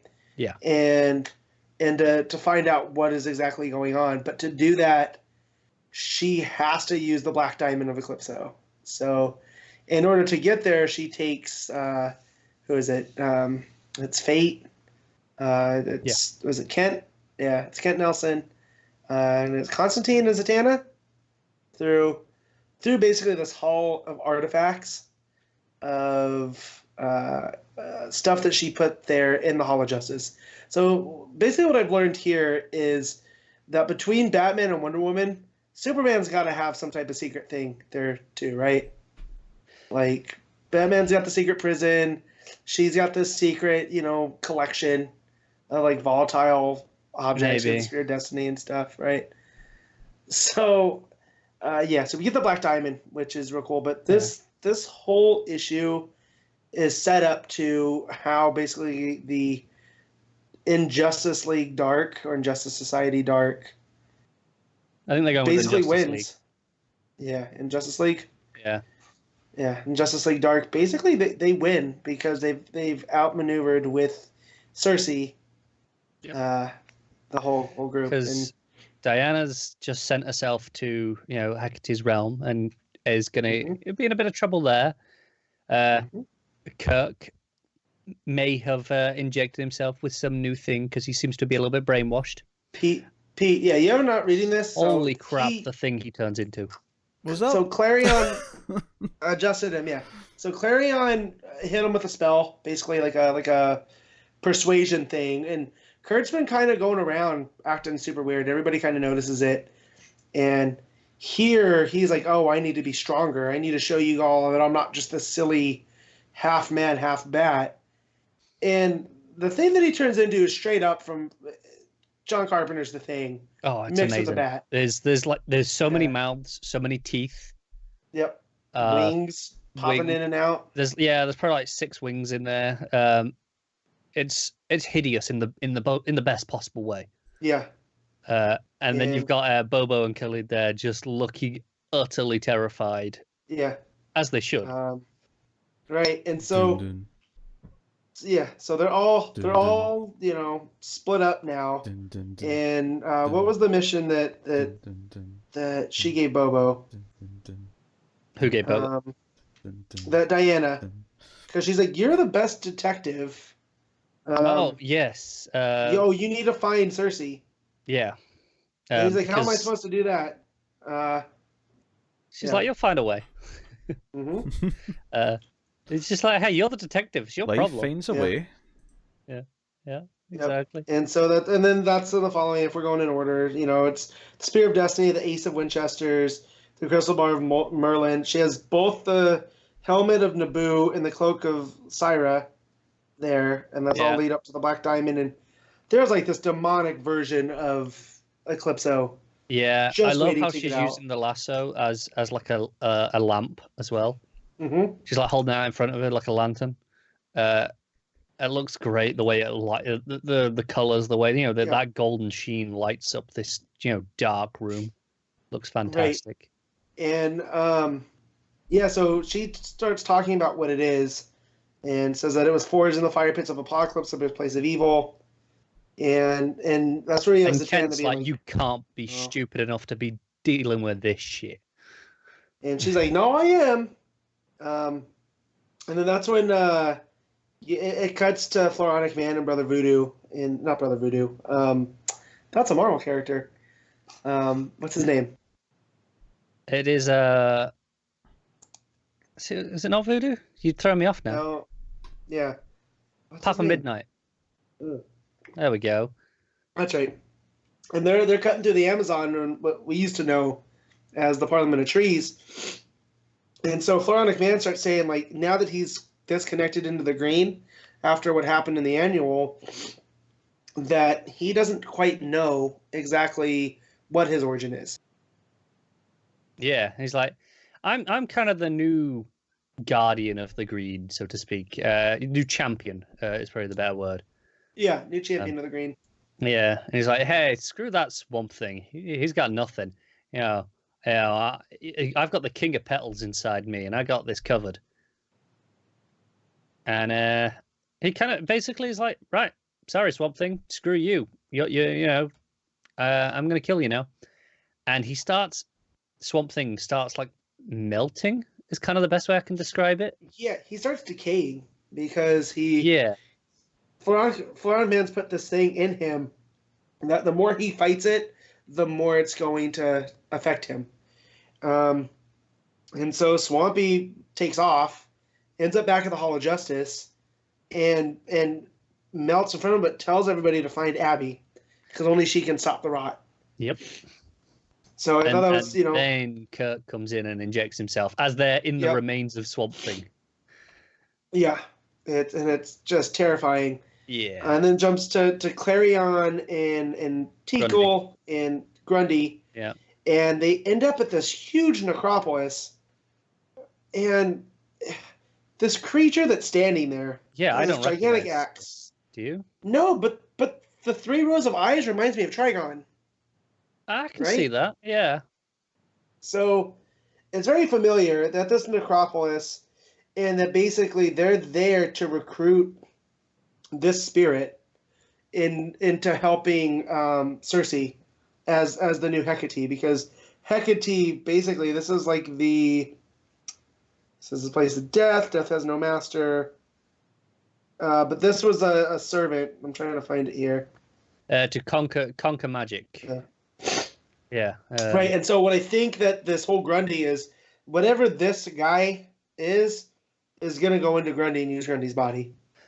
That would make sense. Do we know? Right. Well, I don't remember when this happened to Grundy. Do you? When Grundy started decaying like this? I can't recall. No, but they bring that up here, is that he was born in Cyrus Gold, and because death, basically, he hasn't been able to be reborn. Yeah. So that's why he's decaying. So that's why he's a zombie. He hasn't been reborn like he always is. I just I don't remember where this was brought up recently. Obviously, last issue of this, was the first I was introduced to it. But I assume it happened somewhere. Yeah, so if you guys know, let us know. But so with Zatanna and Kent, Diana goes through this whole ritual, and basically Eclipso keeps trying to encroach on her as they're using the Black Diamond to kind of teleport her. And she gets to where she needs to be, and Witchfire's still there from way back. Yeah, she's on the kind of the spirit moon world. Yep. And that he should have run. He should have run to the other side of eternity, because the old crone version of Hecate is bearing down on her. Yeah. So all shadowy with the bright eyes and the symbol. Right. Looks great. And on top of it, the tease for next time is called Everything Gets Worse. Which, how can it be? What this book needs, right? Yeah, right? So, I'm thoroughly enjoying all this. This is what I signed up for initially. Yeah. When Dark was announced with Tynion. The team feels all here, and now he's delightfully ripping the team apart in ways that exactly. And they've been through enough now that, they do feel like a cohesive team. Yep. So you can tear them apart like this now, and it has some sort of weight. Right. And so now, to distract Bobo from Cersei, now you have Man-Bat on there, which I feel that the cure to that is him becoming Man-Bat full-time. You know what I mean? Possibly, yeah. To be honest, calling Man-Bat in this form does not do it justice. No. It really doesn't. Does it injustice, right? Yeah, so... But okay, so what's your rating it? After my coughing fit, for those that are just listening and not watching, I had to mute my mic a couple times because he was dying. Yeah, I was dying for a second, but I came back. I was browsing Twitter. I didn't know. Thanks, Pete. What are you talking about? I didn't read. All right, Pete. I sent you just so you can see what the Man-Bat thing looks like. Where'd you send me this? I'll drop you a message. Just on the Facebooks. On the Facebooks, okay. Yeah, so you can see for yourself what we're describing, because it's up your alley. I sent Matt a photo of a Hangman Page from DC Comics. No, I've seen that one. I just saw that there. Let's have a look. Aye, very the thing. Yeah, it's pretty good. I'm gonna give this issue a solid 8. I think it's real good. I like all the things, but there's a lot of plot threads going that doesn't quite come together as well as some of the other issues have. No, see, I'm at 8.5 because those plot threads that you don't think are coming together, I feel are being seeded throughout. No, Like this whole thing with Floronic Man, you know what I mean? yeah, no. I think they all have a purpose, and they're going to come together as a larger story later in the arc. I just think in this issue, it feels like a bunch of separate that's threads. Fine. Oh, Matt, Mike's your going. Damn it! It's twice already. Yeah. So, but anyways, my point with Floronic Man is they went back over his as you were talking, I had my coughing fit, and I definitely feel like they're priming for. It's not going to be Swamp Thing. It's not going to be him. So it makes me wonder if Ivy's entering the chat. Yeah, probably. But You know? it does feel like they're shaking things up with the green. Yeah. Because now the Parliament trees is gone. Now it's Parliament flowers. They're a little bit more in line with Ivy and Floronic Man. Where they kind of want to take over versus peaceful coexistence. They're more aggressive than the trees. Yeah. So it makes me wonder if that's what's being set up later. And we all know that Tynion's coming to Gotham. And interestingly, we're bringing in Abby Arcane and the Rot now. Yeah. So are we bringing back that war with the flowers? For a second there, I thought you said we're bringing Abby Arcane and the Rock now, and I was like, wait, what? Can you smell what Abby Arcane is cooking? It's not good because she's the Rot, so it's probably very bad what she's cooking. Oh, jeez. But yeah. All right. Okay. That will take us on to Dial H for Hero number. Oh, hello. Skype had a moment. Yeah, sorry. There you go. There's my camera. Okay. So yeah, that'll take us on to Dial H for Hero issue 7. Sam Humphries writing with Joe Quinones on the art. And actually, there's like 5 artists. Yeah, I saw there was like that's too many artists. If there's more than a couple, I'm not writing them all down. All right, Joe Quinones and others. Yes. This issue kind of sucked, and it hurts because this book's been really good. And it's funny, Matt, because you did issue 7 of Wonder Twins like last week, and you said it felt like it was meant to be 6 issues, and issue 7 felt like it was kind of spinning its wheels as the writer tried to okay, what's the next story going to be? Justify the next arc. Yeah. This issue is complete filler that has no at least, I mean, maybe some stuff will come back up, but it has no consequence. Like, Miguel appears once in the last page as hey, this is where we are, remember? Like, this issue is, do you remember how the entire city of Metropolis, like, everyone used the dials, so there was like hundreds of these like superheroes running around for an hour? This is just a series of 2 or 3 page little stories set in that hour of different random superheroes with very little to connect them, very little to make them notable or relevant. This felt like a complete filler waste of time. It did. No, I agree. I mean, it's enjoyable enough. None of the stories aren't bad. They're just the whole time you're going, is this it?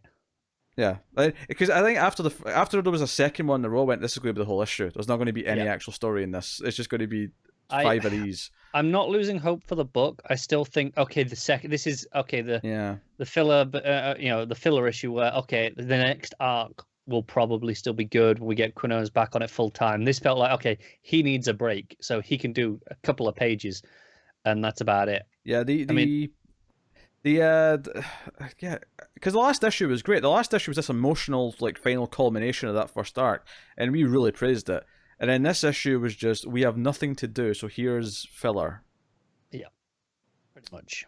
And I felt it the entire time. Yeah, there was almost nothing to say unless we go through it and just tell them what the various heroes were. Is that even interesting? I don't think it is. There's some nice the first page you've got the Turtles reference, and there's the Transformers one. Yeah, it's like it's like Splinter with Shredder's hat, but he's green. So yeah, they're definitely going for a Turtles sort of mashup. And there's a Transformer, and then we have I Am Surprise, as in Sir Space Prize. And who's this dude who was out for a run and feeling like he wasn't really good enough for his new boyfriend. He wasn't sure it was going that well. Mm-hmm. Which is why he was like, trying to get more in shape. And then he becomes this surprise, and he's a hero, peak human embodiment, all that.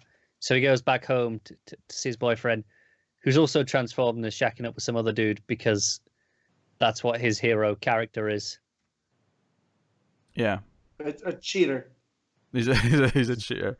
That sounds like to me. Yeah. Yeah, that was the first one. Wasn't it? And then what was the second one? The second one was.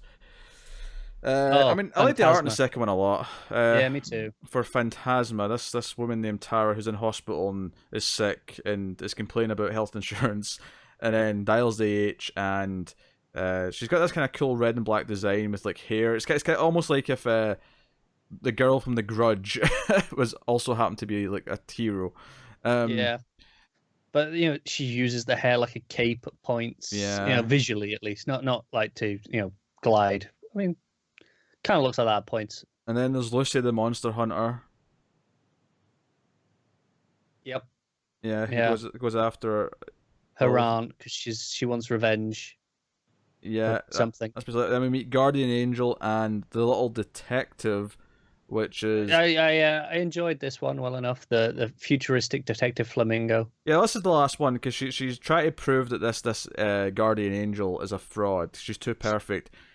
She's too innocent and has no like flaws. This is weird. And she never says anything, and we saw her right back at the start of the first story. But the twist here is she's in the background of the last story before this as well. At one point. Oh, you're right. She is. Yeah. But the twist is here when everyone turns back at the end, it turns out this Guardian Angel is actually a dog who dialed H for hero with her nose, and that's why she's so pure and innocent. Is because it's actually just a dog trying to help people. Yeah, that's right. So it's a cute little twist, and it's just one page of like Reed just being like, "My legacy also created the monster, Mr. Thunderbolt, and I'm going to have to reveal our past." And then it's like, next time, the secret origin of Mr. Thunderbolt, which feels like it has a purpose. Yes. Right? For the rest of the book. Like, the secret origin of Mr. Thunderbolt, your villain, sure, that I'm down for. Yep. So I'm not worried about the rest of the book, weirdly, even though this issue did feel like, well, we only had 6 issues. Quick, knock something together. Yeah, that's felt like fluff. A month off would have been better. I'd have rather taken a month off. I agree. So I can't be that point, even though the art is generally pretty good. It is. There's nothing wrong with the art or individually any of the stories. They just have very little purpose. And it is just to give Quinones the issue off, basically, because he's only there for 1 or 2 pages at the start, in the end, I think. So, he doesn't have much to do, so he can basically take a month off and get ready for the next arc, which is fine. He might even have the next issue off with it being Thunderbolt. Just to be, give him a couple of months. Yeah, they could justify that as being like someone else's story set, in the past. Yeah, give him something else. What are you rating it? I give it like a 5.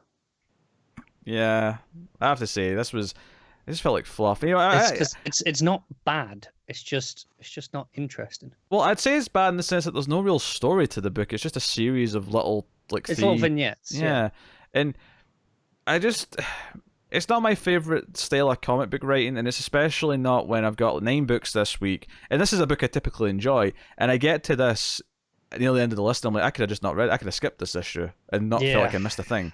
Yeah, pretty much. So that's frustrating. But hey, so that'll take us on to something a bit more interesting. So we're out of the Black Label books now for the week, and we have Harleen issue 1 by Stjepan Sejic. The trick is just to put a weird accent and just pretend like I know what I'm doing as I say the name. Who does both the art, of course, as we'd expect, because that's what we know him for, but also the writing in this case. And it's funny, I got a little bit worried at the start of this book, because I felt like for an artist who's as great as he is, it felt weird how many words he likes to put on the page to cover up his own art. Yeah. But I actually have to admit, I was kind of into this. Yeah, I kind of love this. Yep, it's It's a lot, though. It's a lot. It It's a took me long bit issue. to read. Yeah. I was told to you guys, and they're like, oh, we're going to be ready to start on time. I was like, it should be. I've got 4 or 5 issues. I to warned read. you yesterday. No, you did. I didn't think it was this long. It is a long and book. to be fair, I didn't go to my shop till today, so. Yeah. And I don't want to make it sound like a complaint that it feels long, because you get your money's worth. Oh yeah, it's not that it feels long. It just is long. It feels how long it is. Yeah, because it is extra pages, and it's a lot of extra pages. Yeah, it's like I got to a certain point and I was like, I can't have that much left. And then I looked, I was like, oh, I'm only like a third of the way done. Yeah, this has I think this is like 50 actual pages of story. It's more than double of a regular book. Yeah, it's a very long. I picked it up physically because I felt like I missed out on Batman Damned with that widescreen format that they were referring to it as. I was like, Joe, what, Harley, I love Sejic art. I'm gonna, I'll go and buy it physically because it's nice enough. Do you know what's interesting reading about it in digital though, compared to the regular books, is that instead of having thin black bars at the sides of the tablet, I have them at the top and bottom now. It's weird because it's a slightly different shape. It's so even though you think, oh, it doesn't matter because you're reading digital, there is kind of a different feel to it. To be fair, I have a different tablet. You have an iPad, right, which has different dimensions. Sure. On my tablet, the bars are always at the top and bottom. They're just bigger bars now, as they have to be. That's interesting. That's how widescreen works, which, it feels like I'm losing a lot of my page on a tablet, a lot of my screen. That's interesting. I would say I prefer my tablet ratio then, because much like the philosophy of a TV, it's better to have something in the middle of the ratios than it is to, have one of the extreme ends. That's why 4:3 sucked, because when you watch movies that were like proper widescreen, it was like all these black bars and then just a little thin slither of image in the middle. Yeah, which, to be honest, on most comics, it's the bars at the top and bottom are almost unnoticeable. There's not that much of them. The fit is pretty good. On these widescreen ones, I feel it, which is why I've gone for the physical. I think it's a testament, though, that just a subtle difference like that, much like a movie, the aspect ratio does give it a different feel. There is a different stylistic feel to it. Just from that alone. Especially with because he has a lot more panels across than you ever would normally get on a regular page, and you do feel that. Yeah, no, so this is the origin of Harley Quinn. This is like doing the story. And I think what's impressive about this is that I typically don't get into Harley Quinn books. We tried the Jodie Hauser one, and it wasn't terrible, but it's just, I'm not interested. But you like Jodie Hauser. And I like Jodie Hauser, yeah. So that's why it's notable that I didn't even like that. But I think, after I wasn't necessarily super into the first couple pages of the dream sequence. Like, I thought it was just kind of, okay, whatever. But once it was visually impressive, but you were like, okay. Story-wise, it wasn't really hitting me. It wasn't until it actually got to sort of the main story of her, like, kind of, try to, like, prove her theory about empathy and, like, criminals, and how that leads her to getting a job eventually at Arkham, which is a big part of the plot of this first issue, is, like, her getting to Arkham, and then just how, like, difficult it is to actually, talk to these criminals. Yeah, especially Joker, because she has a traumatic experience with Joker. Early on, yeah. But before she's going to interview him. She's had like a bad day trying to, like, give this talk about her theory, and when she's walking home after some drinks, she's there's a Joker like crime incident like nearby, and has a run-in with him where he holds a gun to her head, and she thinks her life might be over, and he just decides randomly to not shoot her. That's basically it. Because he's the Joker, and then he goes off onto some things. And I will say, Joker's a character. It's not that I don't enjoy him. I enjoy him in certain books. This is one that Sejic's voice for the Joker I read entirely as Mark Hamill. So did I, actually. Right? Yeah, I did too. And especially in scenes like this where he goes to get away, Batman basically shows up in the Bat. I will say the Batwing. Yeah. It also gave me shades of Nolan. Yeah. So it looks very militaristic, this Batwing, yeah. Yeah. So he has the Batwing come through, and it wrecks this van that he's stealing. And the driver that he was just talking to, Joker, goes through the window and is basically pleading for help. And Joker looks at him and is like, you know what? You were always one of my favorite to talk to because I thought you were smart, but you weren't smart enough to put on a seatbelt. Yeah, just because we're criminals. We have to be dumb criminals. Yeah, right? And so there's a lightness to balance out the darkness of Joker, and I feel like we've had so much of Batman Who Laughs. Oh, sure, right? Yeah. And we've had so much of Snyder's Joker, who I just don't enjoy, that this felt like a breath of fresh. Between this and White Knight, it felt like a breath of fresh air. Well, prepare for more Joker soon. Yeah, right. We've got at least 2 more big Joker books coming. Yeah, and a movie. Oof. And a Carpenter one shot on top of those 2. Yeah. So a lot of the lightness here, and then he turns around and hits with the darkness. Yeah, with I Joker. love the page. See when they're in the smoke. You know, Batman's dropped like a smoke pellet or whatever, and it's just like Batman picking off the henchmen from the smoke. Like his hands are coming out. There's a panel a little bit later in the fight. Is after Joker gets thrown out of the smoke against the wall, and Harley sees him, and then he's dragged back in by the grapple gun. Yeah. And then you have. I imagine him waving to her as he's getting pulled back in. You don't actually see that, but in my brain, imagine it. Yeah. I imagined it. But there's a Harley watching the fight. And it's the light coming through through the smoke and the huge shadows and obviously because the light is refracting through, it's not just one solid shadow. It's all the it's how light actually interplays that typically you don't see in a lot of comics. Like this level of detail on the shadows, and it's crazy impressive. And then you get that beauty shot, 2-page spread with Batman and Joker. Do you know what? Like.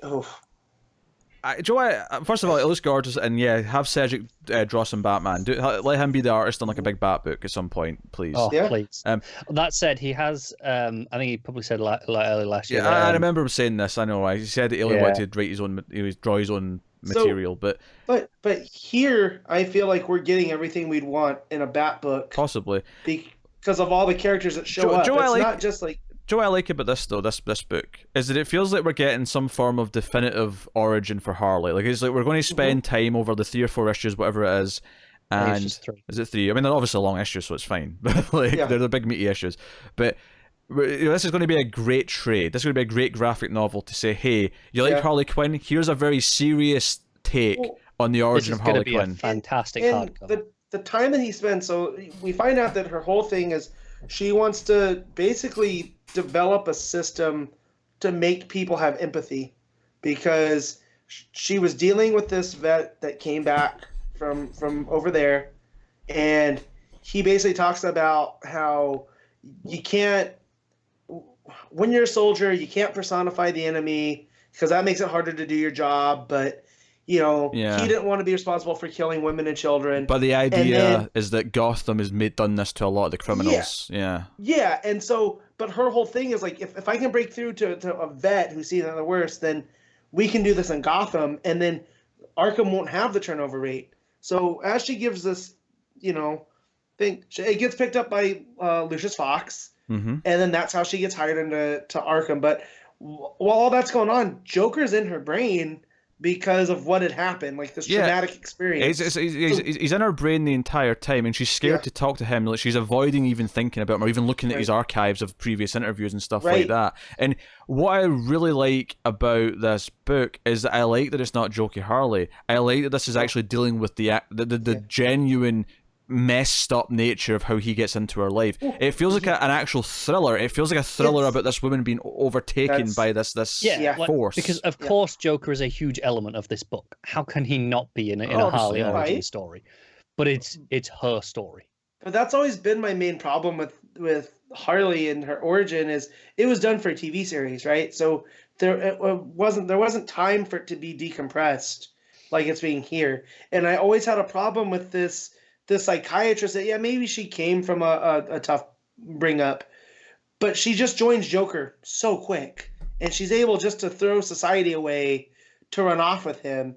But here, it seems like there's so much more going on. Do you know what this is? It's going to be such a tragic fall. Do you know what this is? Yeah. This is basically the equivalent of like Batman's origin in Batman issue 1 was 2 pages, and then decades later someone said, hey, we should do a year 1 story where we actually go through the beats and what the story of him accepting this is. This is Harley's equivalent of that, where Harley gets to actually, in a decompressed way, process the actual journey of being taken over by this madman. Yeah. Do you know what? This could have been called Harley Quinn Year 1. It could have been. And that would have been a better Year 1 this year than The Flash. Flash. It would have been. Yeah, and here's the thing, because it's not just a Harley book. Like, she's the star of it, but we get to see Harvey Dent as DA. Hugo Strange is the administrator at Arkham. Right, he's running the show, and then we get to see a ton of Bat villains that she interviews. Ivy, pre-Harley Ivy relationship. Yeah, I think Croc's Ivy, in there. Zaz, Mad Hatter. Yeah, Croc's on there, I'm sure. Croc. No, all of these ones, and again, I mentioned Lucius shows up, so it very could be like if they, I think what I like about it, apart from the fact that it's serious and not jokey Harley, obviously she's going to become that by the end, but I don't think it's going to be funny. I think this feels like a tragedy to me. This feels like a tragedy from the start. It's, when she's Harley Quinn at the end of this book, in the Jester outfit that we get a glimpse of early on in this issue. Yeah. It's not going to be funny. It's tragic. She's broken. And maybe this is against what most people want from a Harley Quinn story, but I don't want Harley Quinn to be Deadpool. I want Harley Quinn to be this sad story of this woman who's been taken over. That's if this sticks the landing, if Sejic can do it, this could turn me into a Harley fan. Yeah. Mind you, not that I'm going to go out there and read every Harley thing, but I won't be nearly as annoyed as, it's when she pops up like she does. I would say a similar thing about, we'll get to it more, but Curse of the White Knight. The Harley in that is a very similar kind of concept take to this in that, and it might be serious. That too, where it just need a better take, that the take that we've had isn't a take that I like, but what they're doing with this is getting away from the New 52 Harley, and I say I say that as someone who kind of loves the Amanda Conner and Palmiotti Harley there's stuff. Room for it, but not when that's all there is, because I feel like Harley is this, like, I liked the Harley and Ivy book more than Pete did, obviously. And if I have room for it, I'll keep reading it. It wasn't because of quality. It was just if it comes out on a busy week. I mean, it ties into my favorite interpretation of the Joker. Typically tends to be more where he's scary, where he's a horror villain almost, because he's so psychotic and evil. And Harley, by her nature, should be this tragic victim of the Joker who's been overtaken by him. Yeah.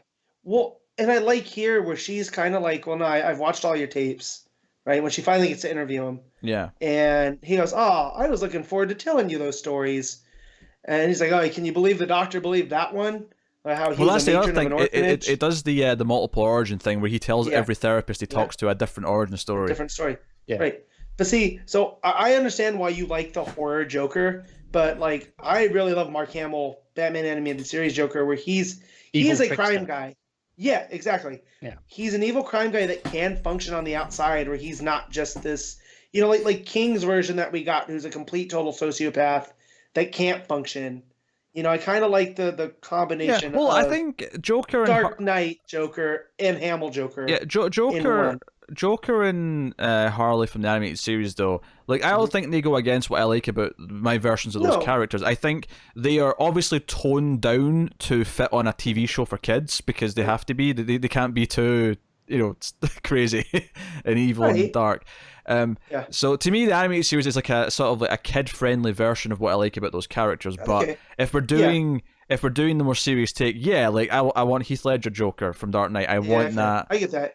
That character. Bar none, my favorite Joker. Although this is pushing, but I feel like he's pulling, like Sejic's pulling the best versions of Joker. Because when we first see him here, when he's walking with the gang, I got Dark Knight. Right, I got like a cleaner version of Dark Knight because he feels a bit more slick in this. Which I don't actually. Do you know what it is? It's Dark Knight by way of what they wanted from the Suicide Squad. That kind of that mobster Joker that they wanted, which obviously didn't work, but that's kind of what this. No. I'm not against that's what this a bit of mobster Joker by any means. I definitely don't like it as much as like Dark Knight or even like Azzarello's Joker or whatever. Clown Prince of Crime. I love that nickname for him, right? Where he's, but that said, much like Matt, though, I did hear Hamill's voice when I was reading these dialogues, so the voice is there. After Batman arrives on the in the Batwing, he goes, "Oh, anyways, my apologies, Bats," and you could just hear that in Hamill. Yeah. And I try to read it as Ledger Joker. As Leatherface. I was gonna say Leatherface. No. As Ledger Joker when you first see him, because I got those vibes. And I was like, oh no, he's definitely pitching Sejic. That's a concoction for that Hamill. But it's worth mentioning. It's more Hamill in the Arkham games, where it's a bit more darker and got the edge. Sure, I can see that. But Harley, for example, though, I'm not hearing the Harley voice yet, but I shouldn't be, because she's not Harley yet. She's Harleen Quinzel. Which is weird that I'm hearing more of the, as weird as it sounds, like a Scarlett Johansson kind of delivery. I can picture that. Become that, you know what I mean? Yeah, like, I don't really have any particular. It's just a sort of neutral, normal person's voice I have in my head. It's not Margot Robbie or the voice of Harley, which I'm blanking on the actress's name from the animated series. I can tell you Tara Strong from later, but it's not Tara Strong in the animated series. Yeah, it's not Tara Strong. It's the original. It's can't. Oh, Harleen Sorkin. No, it's Harleen something, right? Yeah. Connor, Google it. Anyways, Google it, Connor, and then let us know. But do her thing here. And my one complaint about this, right, was I don't know if this is the editing or if this is a choice on Sejic, right? But it's a Black Label book. They can be a little bit more. Well, no, Matt, I've got more of a complaint on this than you. There's an F-bomb that's not censored at one point in this book, and then later on they do censor one, and I don't know why. Yeah. Arlene Sorkin. I was right. Arlene Sorkin. Yeah. Give me points. Why did Matt look at me like I was a crazy man? I didn't. I was just like, is it right? Is it not? Yeah, we just weren't sure. Okay. Yeah. So I understand why they censored it, but if you're gonna censor one F-bomb, censor them all. Or if you're not gonna censor them, honestly, don't censor them. I think it was a mistake because I don't understand why. Because what would the reason be to censor one and not the other? It's odd. How it's used. One's more graphic because it's talking about the act versus being just used as an expletive. Frustration was. I guess. Yeah. You're right, because they say bullshit and they say other ones throughout this. It's just so weird though. Because the F gets censored when her coworker is like, "Oh, who did you F to get this job?" Yeah. But it wasn't written like who the F. It was censored, And then if it wasn't for the context, I would almost assume it's a C-bomb, just because. Maybe they'll censor that still because they don't want to go that far. But so I'm guessing because of that. But was it editorial just coming in and the original script it was left? But I'm thinking, well, maybe even in Black Label they can't drop the F-bomb. They can, drop other ones. But they do. But it's in the Joker scene. Then they do later. And then that's what I was like, okay, well, I kind of want to get to the bottom of that. Not that it really changes anything, but just for the consistency of I'll tell you what I liked as well. So when she's in Arkham and she's doing all the research, and I love this feel because months pass when she's there, and it feels like she's really avoiding the Joker. She's having these nightmares. Obviously, a nightmare at the start of the book is actually the nightmare she seems to have once she switches sides. Because she talks about in that first opening nightmare scene about how it's usually the Joker who's the monster, but now Batman's the monster, and Joker's there to be with her, kind of thing. The Batman is a monster. He is, yeah. He's a huge demonic thing. Yeah. But what I like about there's a scene where she sees Harvey Dent, who's not Two-Face yet, and what I like about this is that this kind of neatly, because I always, even though technically I'm not exactly in continuity, my headcanon's always kind of been that you have year one, you have a couple of things after that. The Man Who Laughs is the first Joker appearance. If I'm recommending trades to people to read some Batman comics, this is kind of here's the early years Batman that I'll recommend, right? This kind of places it neatly just before Long Halloween for me, because she says that she goes to see Harvey Dent and he's saying, "Hey, if you prove this theory, every defense attorney in Gotham's going to try and use this to stop us from prosecuting." And he's kind of upset at her, and she makes a comment at one point about how within 6 months both of us will be killers, and there's a panel of hers, Harley. Murderers. Or murderers, and him as Two-Face, and I thought, this kind of neatly puts it right before Long Halloween, because that's when he becomes Two-Face in my head. So I'm like, that's kind of neat. Yep. I like that this will fit into that. And I like that too, because technically they're both on the same side, right?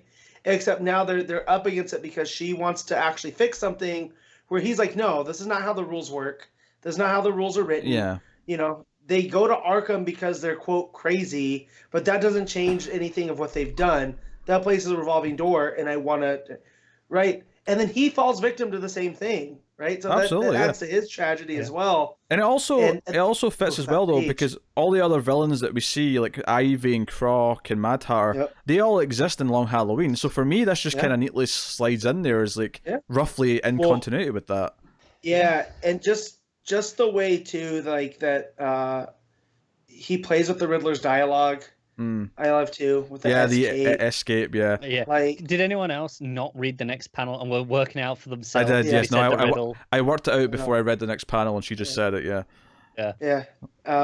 So I liked all that, and then you have the Hugo Strange factor, right? Of him running Arkham and just how broken's the system when someone that should be in there is the one that's running it. Well, yeah, again, this right? is early days of Batman's career, though. So I know. What I'm saying is, though, is this is before they know Hugo Strange is.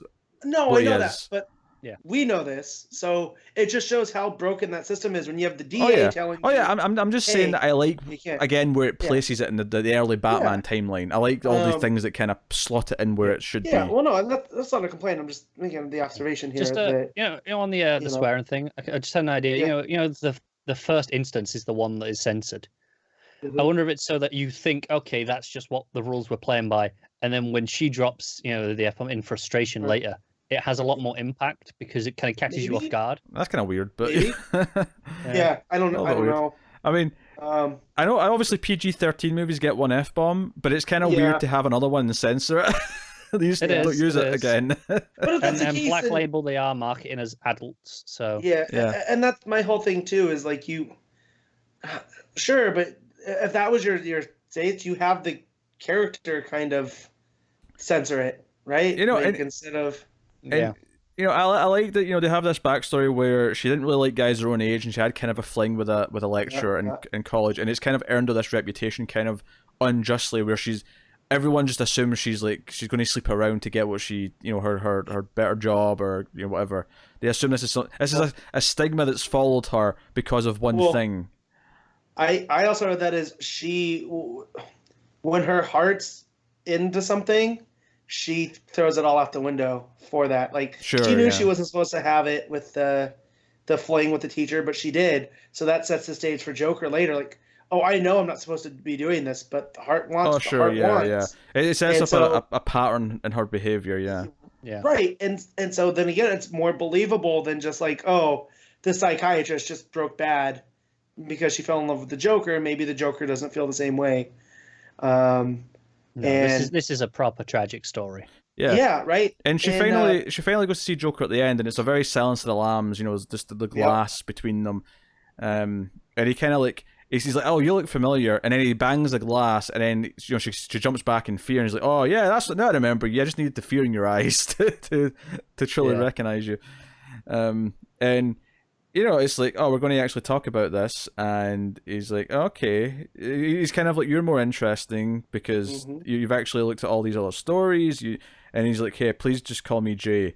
And the final page is her, and it's the shadow on the wall behind her of him looking at her, and she's like, so menacing. Yeah, very well, Mr. J. And obviously, she's not saying Mr. J yet, Harley. But again, it's like, okay, it's that first seed, isn't it? Yeah. I kind of fist pumped when I got to that because I was like, oh shit, they got me. Sejic got me. Yeah. Holy, that cover for issue 2, by the way, because it gives you like the advert for the next book at the end. That cover for issue 2 is so good, terrifying. Painted.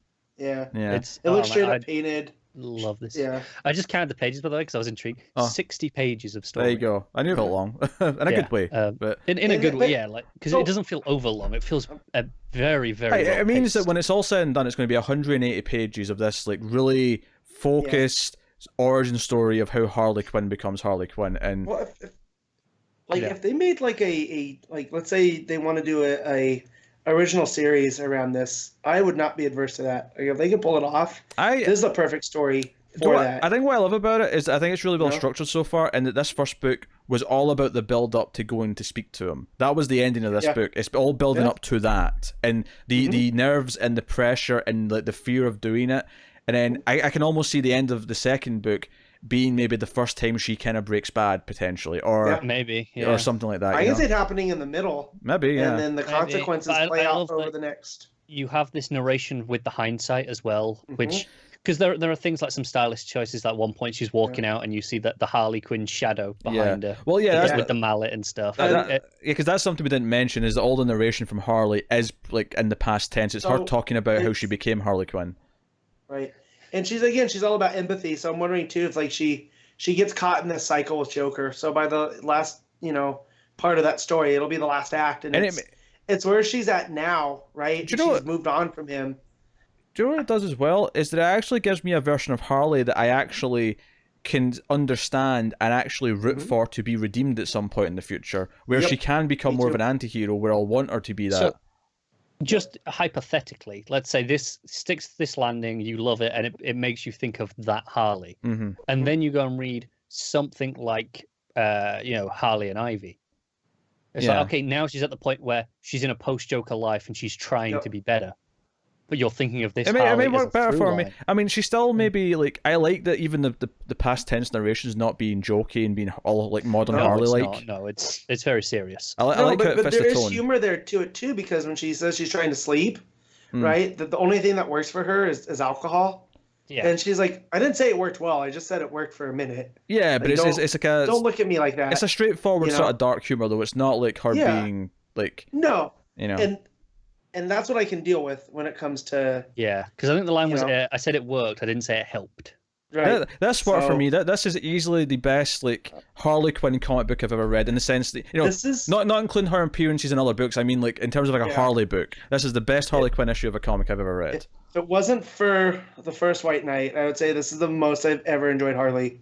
But do you know what? Really enjoy her. I went into this not knowing if Sejic could write, because I had never read anything he'd written before. Yeah, and barring like the short fanfic things he's posted. Yeah, sure. On Twitter. Which, you know what though, for being fanfic, the whole Wonder Woman Lara Croft thing really was adorable and incredibly well drawn. So you go, sure. You know, and obviously, I mean, we've mentioned some moments, but they are across the board in this is just stunning and consistent and. Yeah, we're talking about the standout moments, but the pacing, every facial expression, every panel. There's like the Joker interview tapes, just the way he shifts it panel to panel. This makes everything feel important. It makes it feel like an important story, and because one of the reasons why I don't like a lot of modern Harley stuff is because she's successful, we have to make her likable because people like buying her merchandise, and.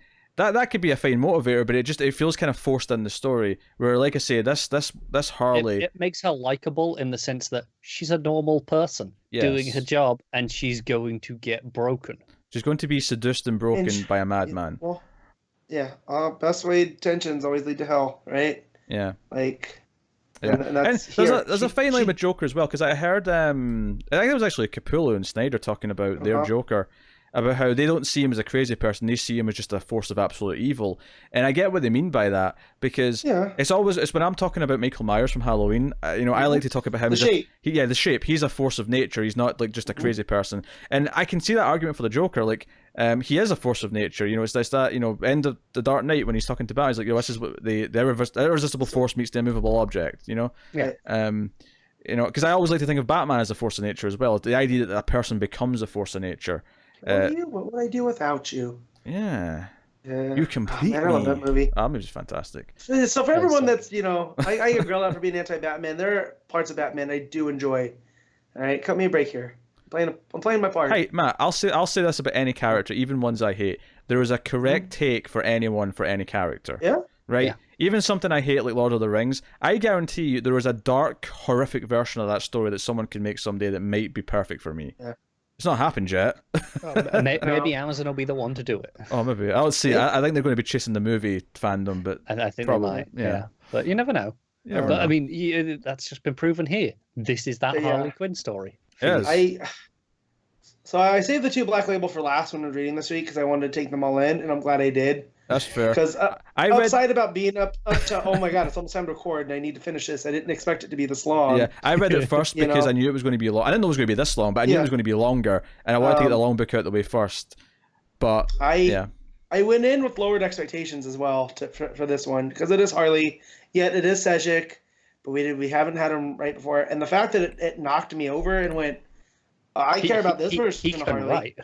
Right. He made me care about this. And I was worried at first because I thought there was too much writing, but once I settled into the rhythm of it, the writing was all good that I didn't care.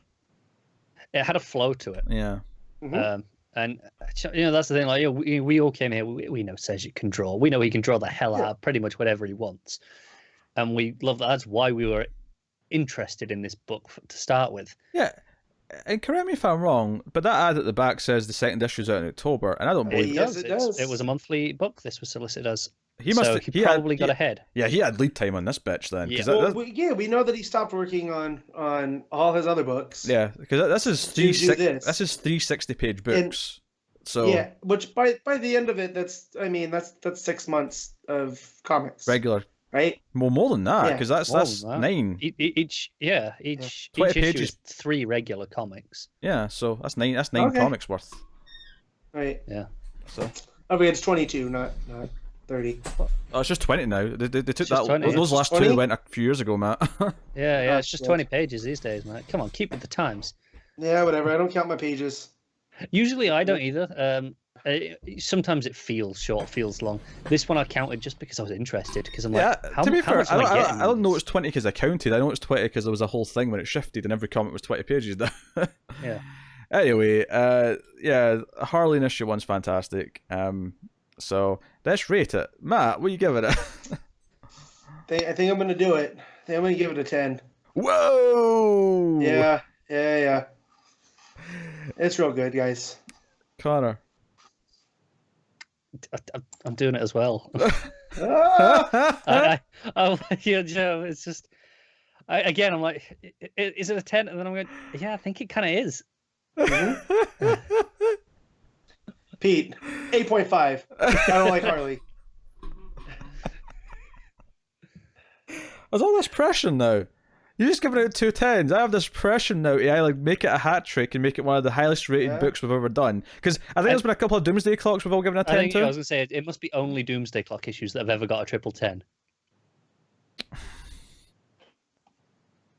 I'm thinking about it. But I mean, at least you're aware that, hey, it could be. Mm-hmm. Which is, I mean, it's closer than most books get, if nothing else. 9.5. Of course. It's a 9.5. How often do I give a 9.5 out? Not often.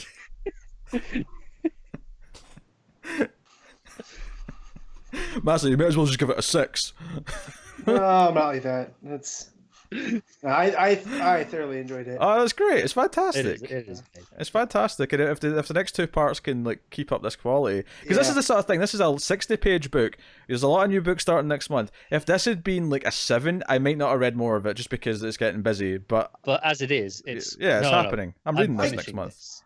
Yeah, I thought I was like, maybe I could just get through most of it and then go back later, talk about what I read. And then I was like, no, I got to keep going. Yeah, this became the most interesting discussion of the whole show. So we're talking about issue 2. This is one of those books where, sometimes I'll be reading a comic and you guys will send a message, especially because if I'm reading them, it's usually in the hour or so before we're recording and we're, seeing how everyone's doing schedule-wise. And usually I'll just, lift up my head and respond. I'm fine to, or at least read it. This time, I just didn't even acknowledge. I could hear the beeps going off from Facebook just in the background. I was like, nope, I can't look up. Prick. I just couldn't look away. All right, that's Harley issue 1. But that will take us on to our final book, our second black. Is this the first time we've had 2 Black Label books in 1 week? I think believe it is. so. Yeah, I think interesting. so. So we're ready to swing at this imprint now because. But, It's definitely not dead. Like it's not we thought dead. It was Yeah, for a while. To be, I don't think you can blame us for thinking it was dead though, because they took a while getting started with everything No, they after did. the first It one. was just funny how we were like, it's dead, and then the following week they were like, it's not but dead.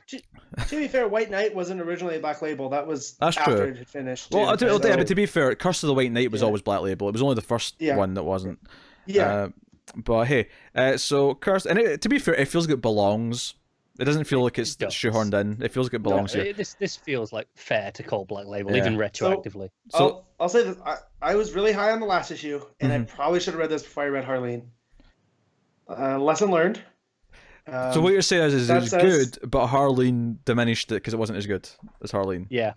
Not so much diminished it, but I wasn't nearly as excited, right? Yeah. I was like, oh man, that was really good, and I'm ready for this. Like, stuff happens in this issue that I'm excited to talk about, but it's not Harley. You're right. Like, it's tough. Joker has no chill at all when he's talking to Harley. Joker has no chill. His name isn't Joe Chill either. No. It sounded like Joe Chill when you said that there, which is why I thought. No, I know. So anyway. So the big starts. Obviously, the end of the last issue was Azrael took control of the Batcave. Everything was turned against him. Batman escaped just in time for everything to blow up, and basically Dick and Babs had to reveal who Batman is to Bullock and the core GCPD team that they've been working with to come and save him in the big chopper. Duke. Right. Remember that? That's Duke. Yeah, that's Duke. That's Oh, is Duke it? and Oh, yeah, Bullock. I'd forgotten that, actually. I'm glad you... I kind of went, oh, yeah, that's what they did with him in this book. Because I was like, that's Montoya, that's Dick, that's Babs. Who's the big It's a guy? better version. Yeah.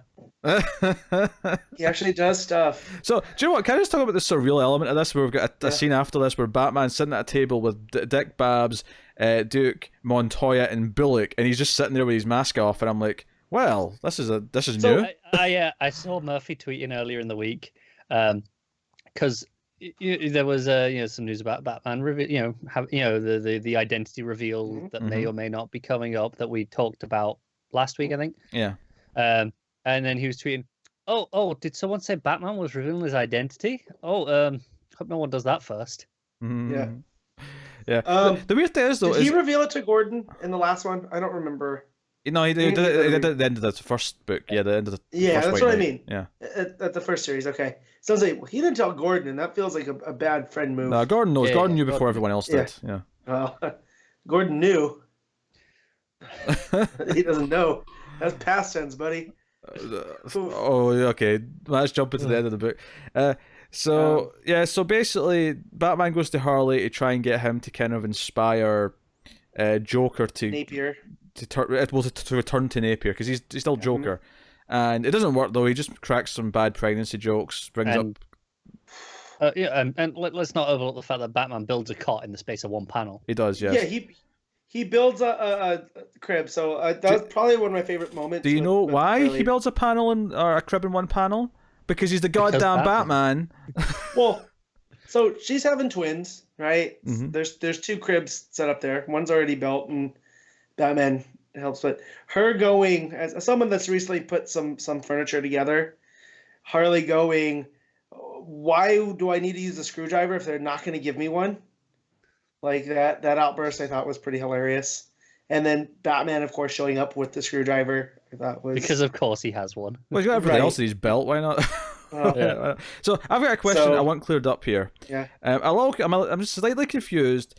Joker tells this story of how he found the remains and the sword and all that stuff in the thing. Right. And he says, so I'm going to read his dialogue here verbatim, just so that I can clear this up. Yeah. So he's like, well, I suppose a great performer, because Batman basically says, oh, you're kind of a knockoff of this old character, this old guy from back in Castlevania times, is what I'm going to call it. Castle times. Yeah. So he's like, well, I suppose a great performer shouldn't be ashamed to admit his influences. Napier accidentally found Laffy when he was trying to dig out of his cell. He also found all of his secrets, and that's when the Joker was created. However, that means he was already imprisoned in Arkham. So does he just mean that that's when the Joker came back at the end of White Knight?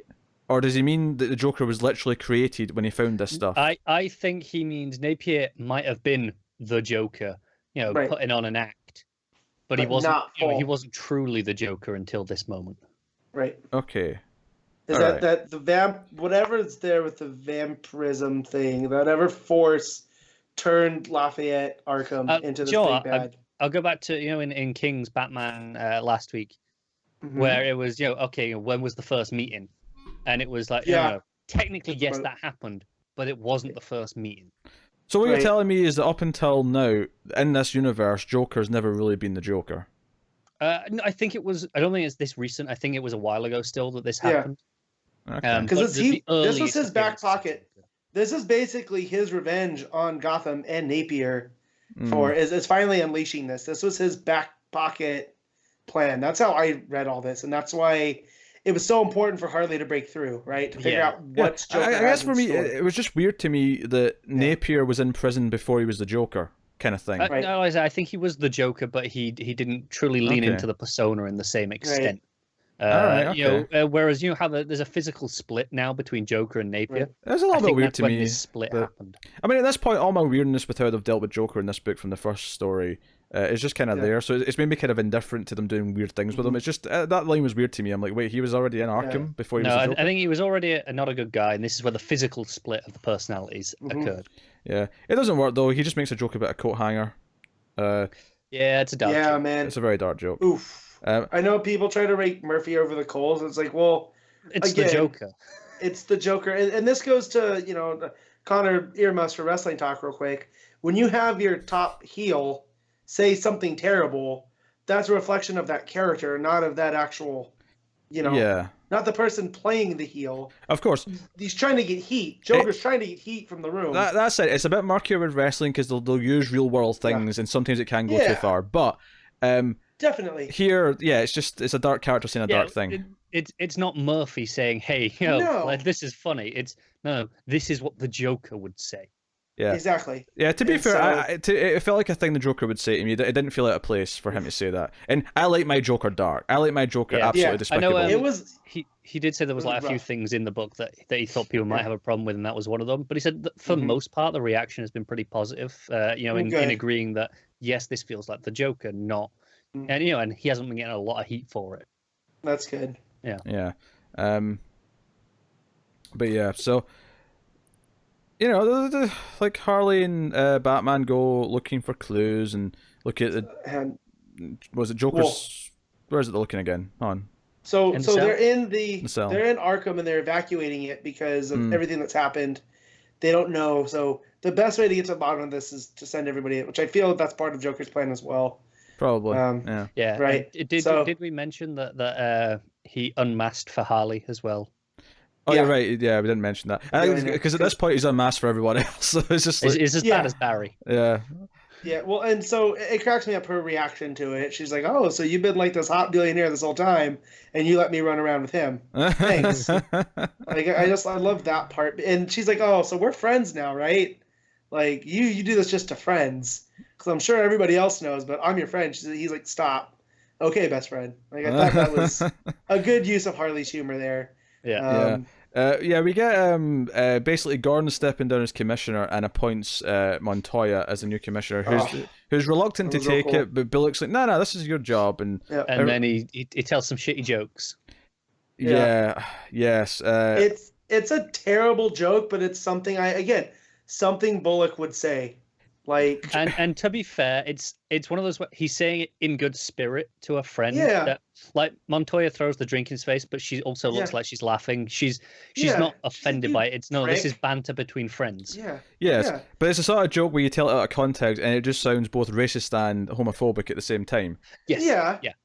Yes. But again, not sticking up for the anti-PC thing, right? Because or for the PC's bull, but. Like, here again, this is Bullock, who's kind of a shitty guy, Yeah. Of course you tell this type of joke. Like, again, it's in character. I don't think Murphy's going, oh, it's a funny joke I heard, and throwing that in. No, not at all. Yeah. So, but I love the idea of Montoya becoming the next commissioner, and that she doesn't want it, which is always a sign in these type of stories that, that's why she needs it. And at first she's offended to think, oh, you're just picking me because of who I am, the optics of it. Joe, I like about this. I like Gordon coming out and he thinks Batman's behind him, but then you see the hand, and then you see it more clearly in the actual handshake, and you're like, shit, it's Azrael, and you get to worry, and Gordon's out making a deal with him, and Batman's too busy.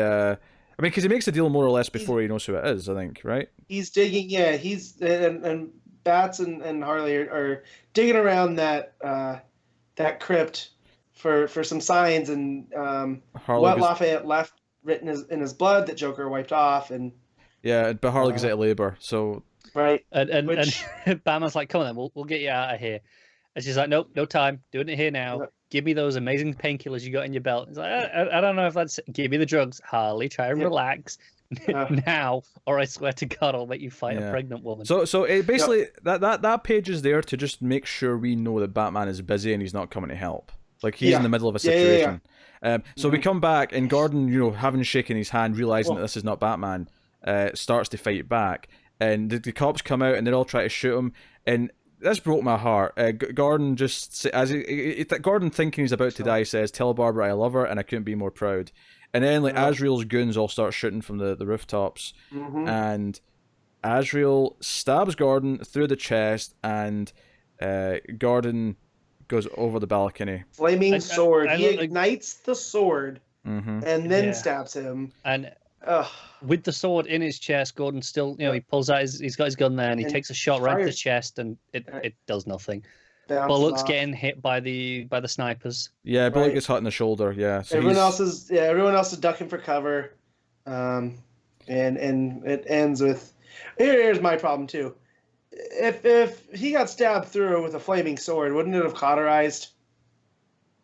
So why is there all that blood?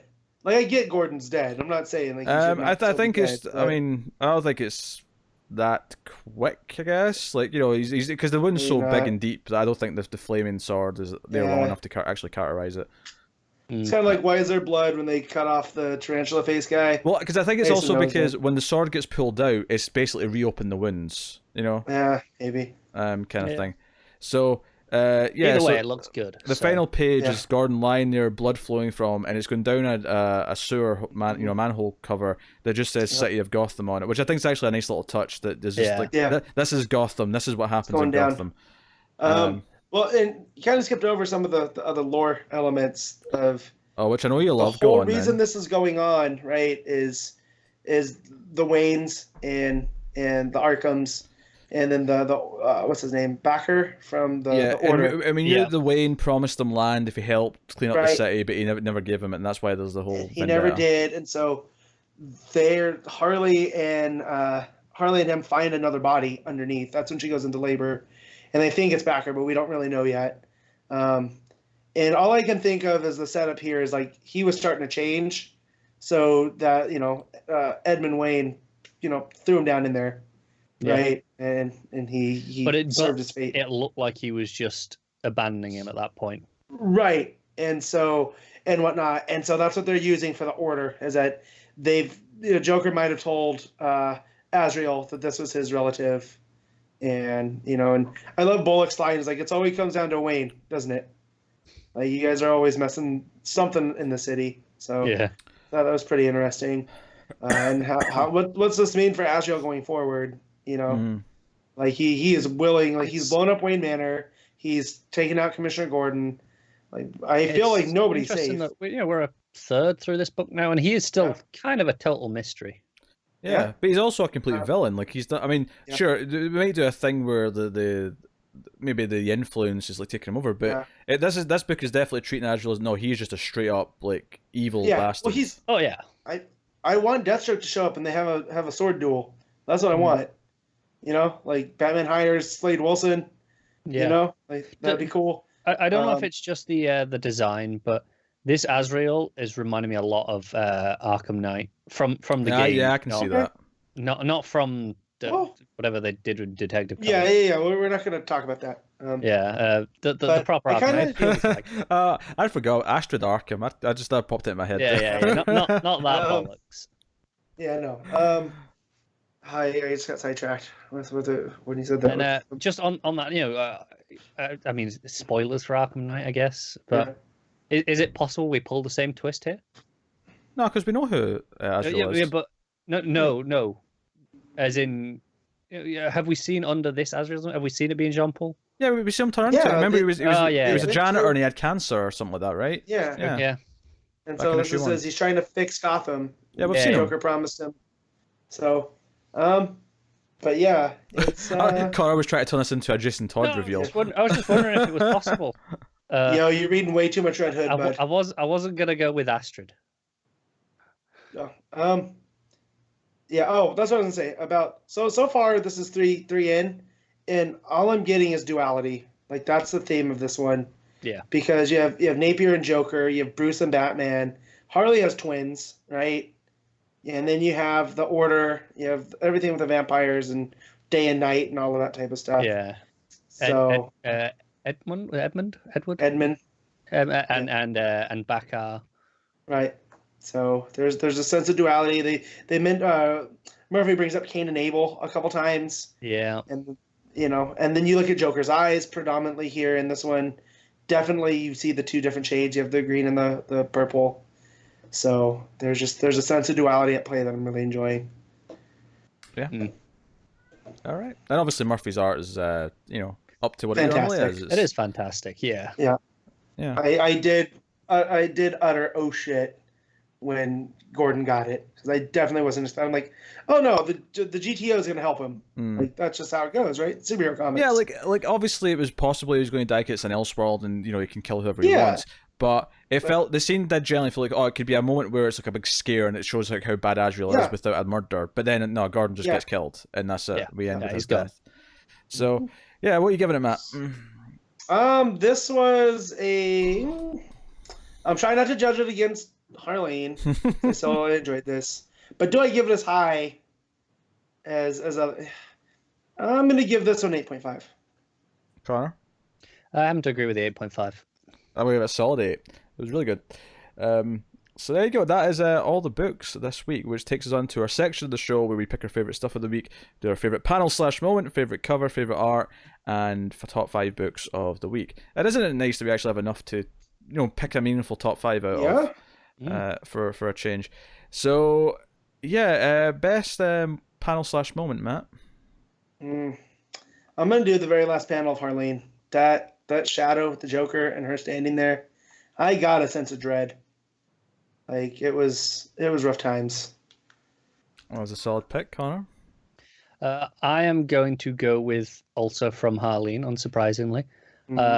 It's one of the panels of Joker and Batman fighting in the smoke and the shadows, and Harley just stood in front of them watching. It's gorgeous. That one's good too.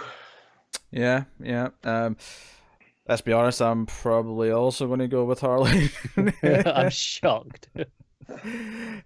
Spoil for choice, but I think I'm going to go with the Harley Two-Face kind of like tease of the future moment. Mainly because I like this kind of somber attitude to it, where it's like within 6 months we're both going to be murderers. Like this posturing we've both got this day was meaningless ultimately. Gotham's going to ruin them. Is basically the tone. Yeah, so. I dig that. All right, favorite cover of the week, Matt. It's the Wonder Woman variant, Vision. Like that one. It's really good. You get the cheetah claw marks on the shield. Sure. The reds. Yeah, it's real solid.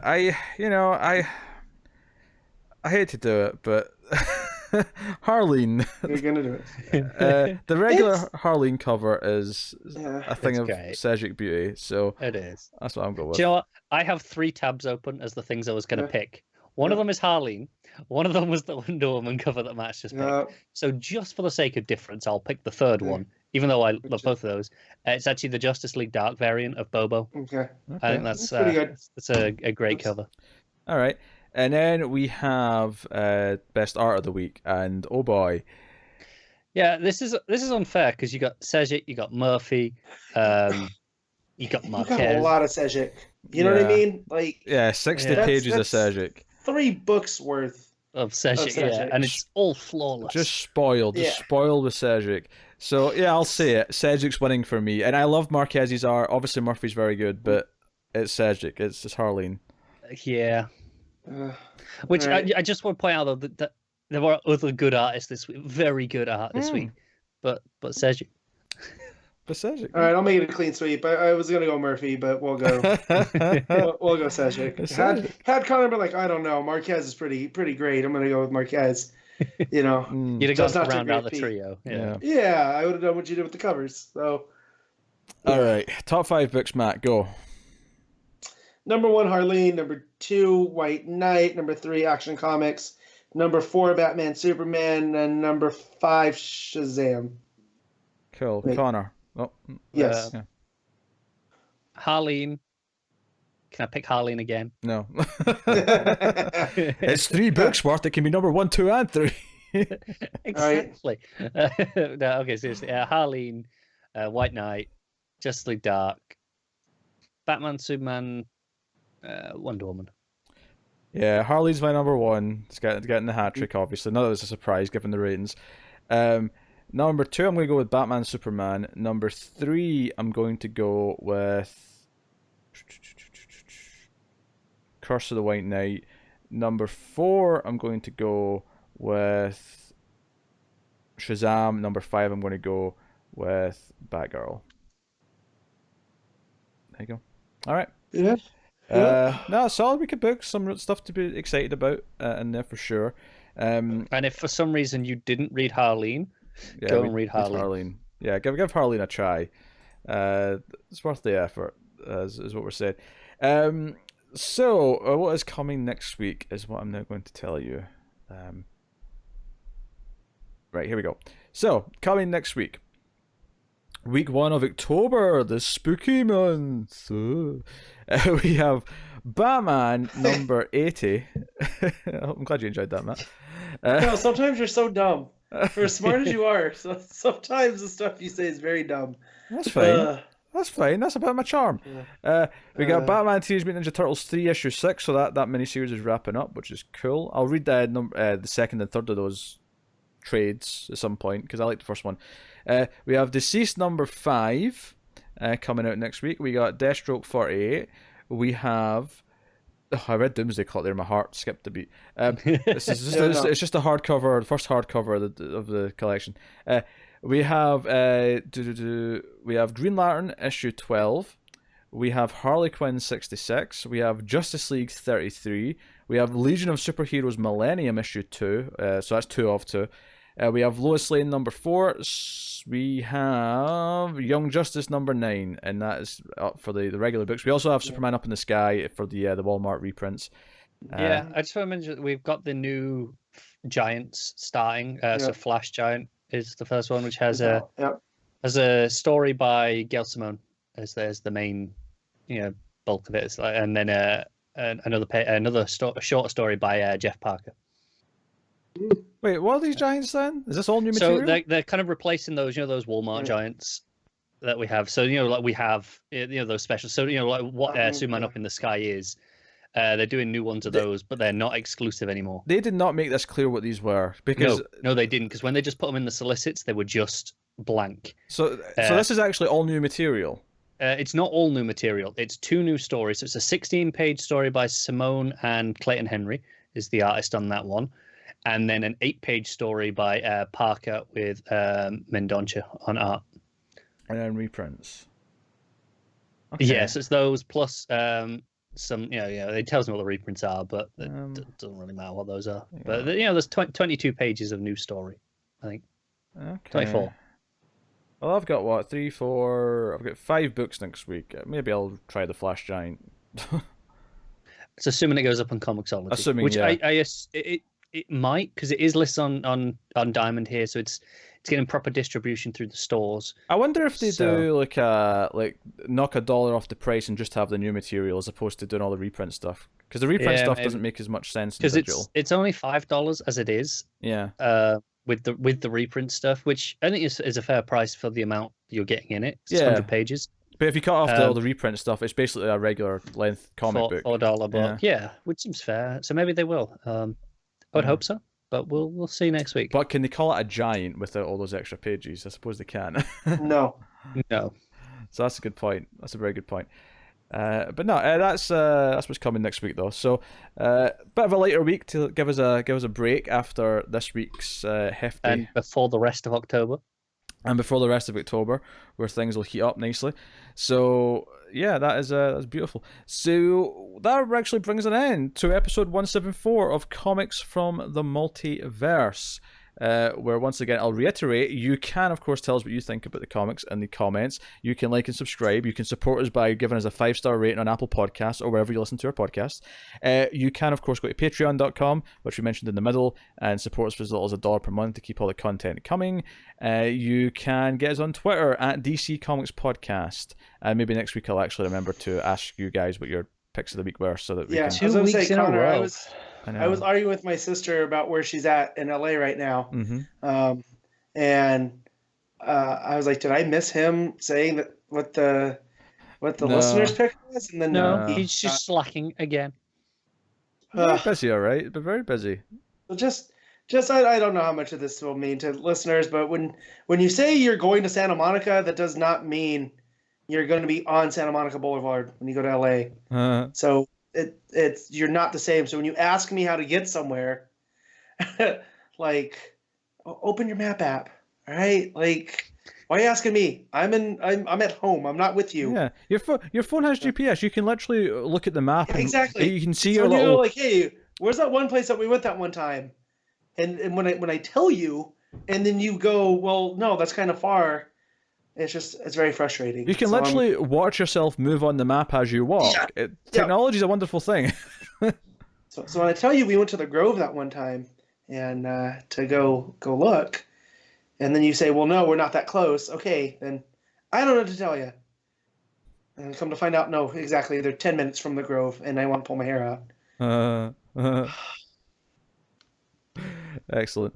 All right, that has been the show. So yeah, moving into October, I'll just mention briefly here the horror movie podcast that we do since Octoberthon is about to start. Screams After Midnight that I do with Tim.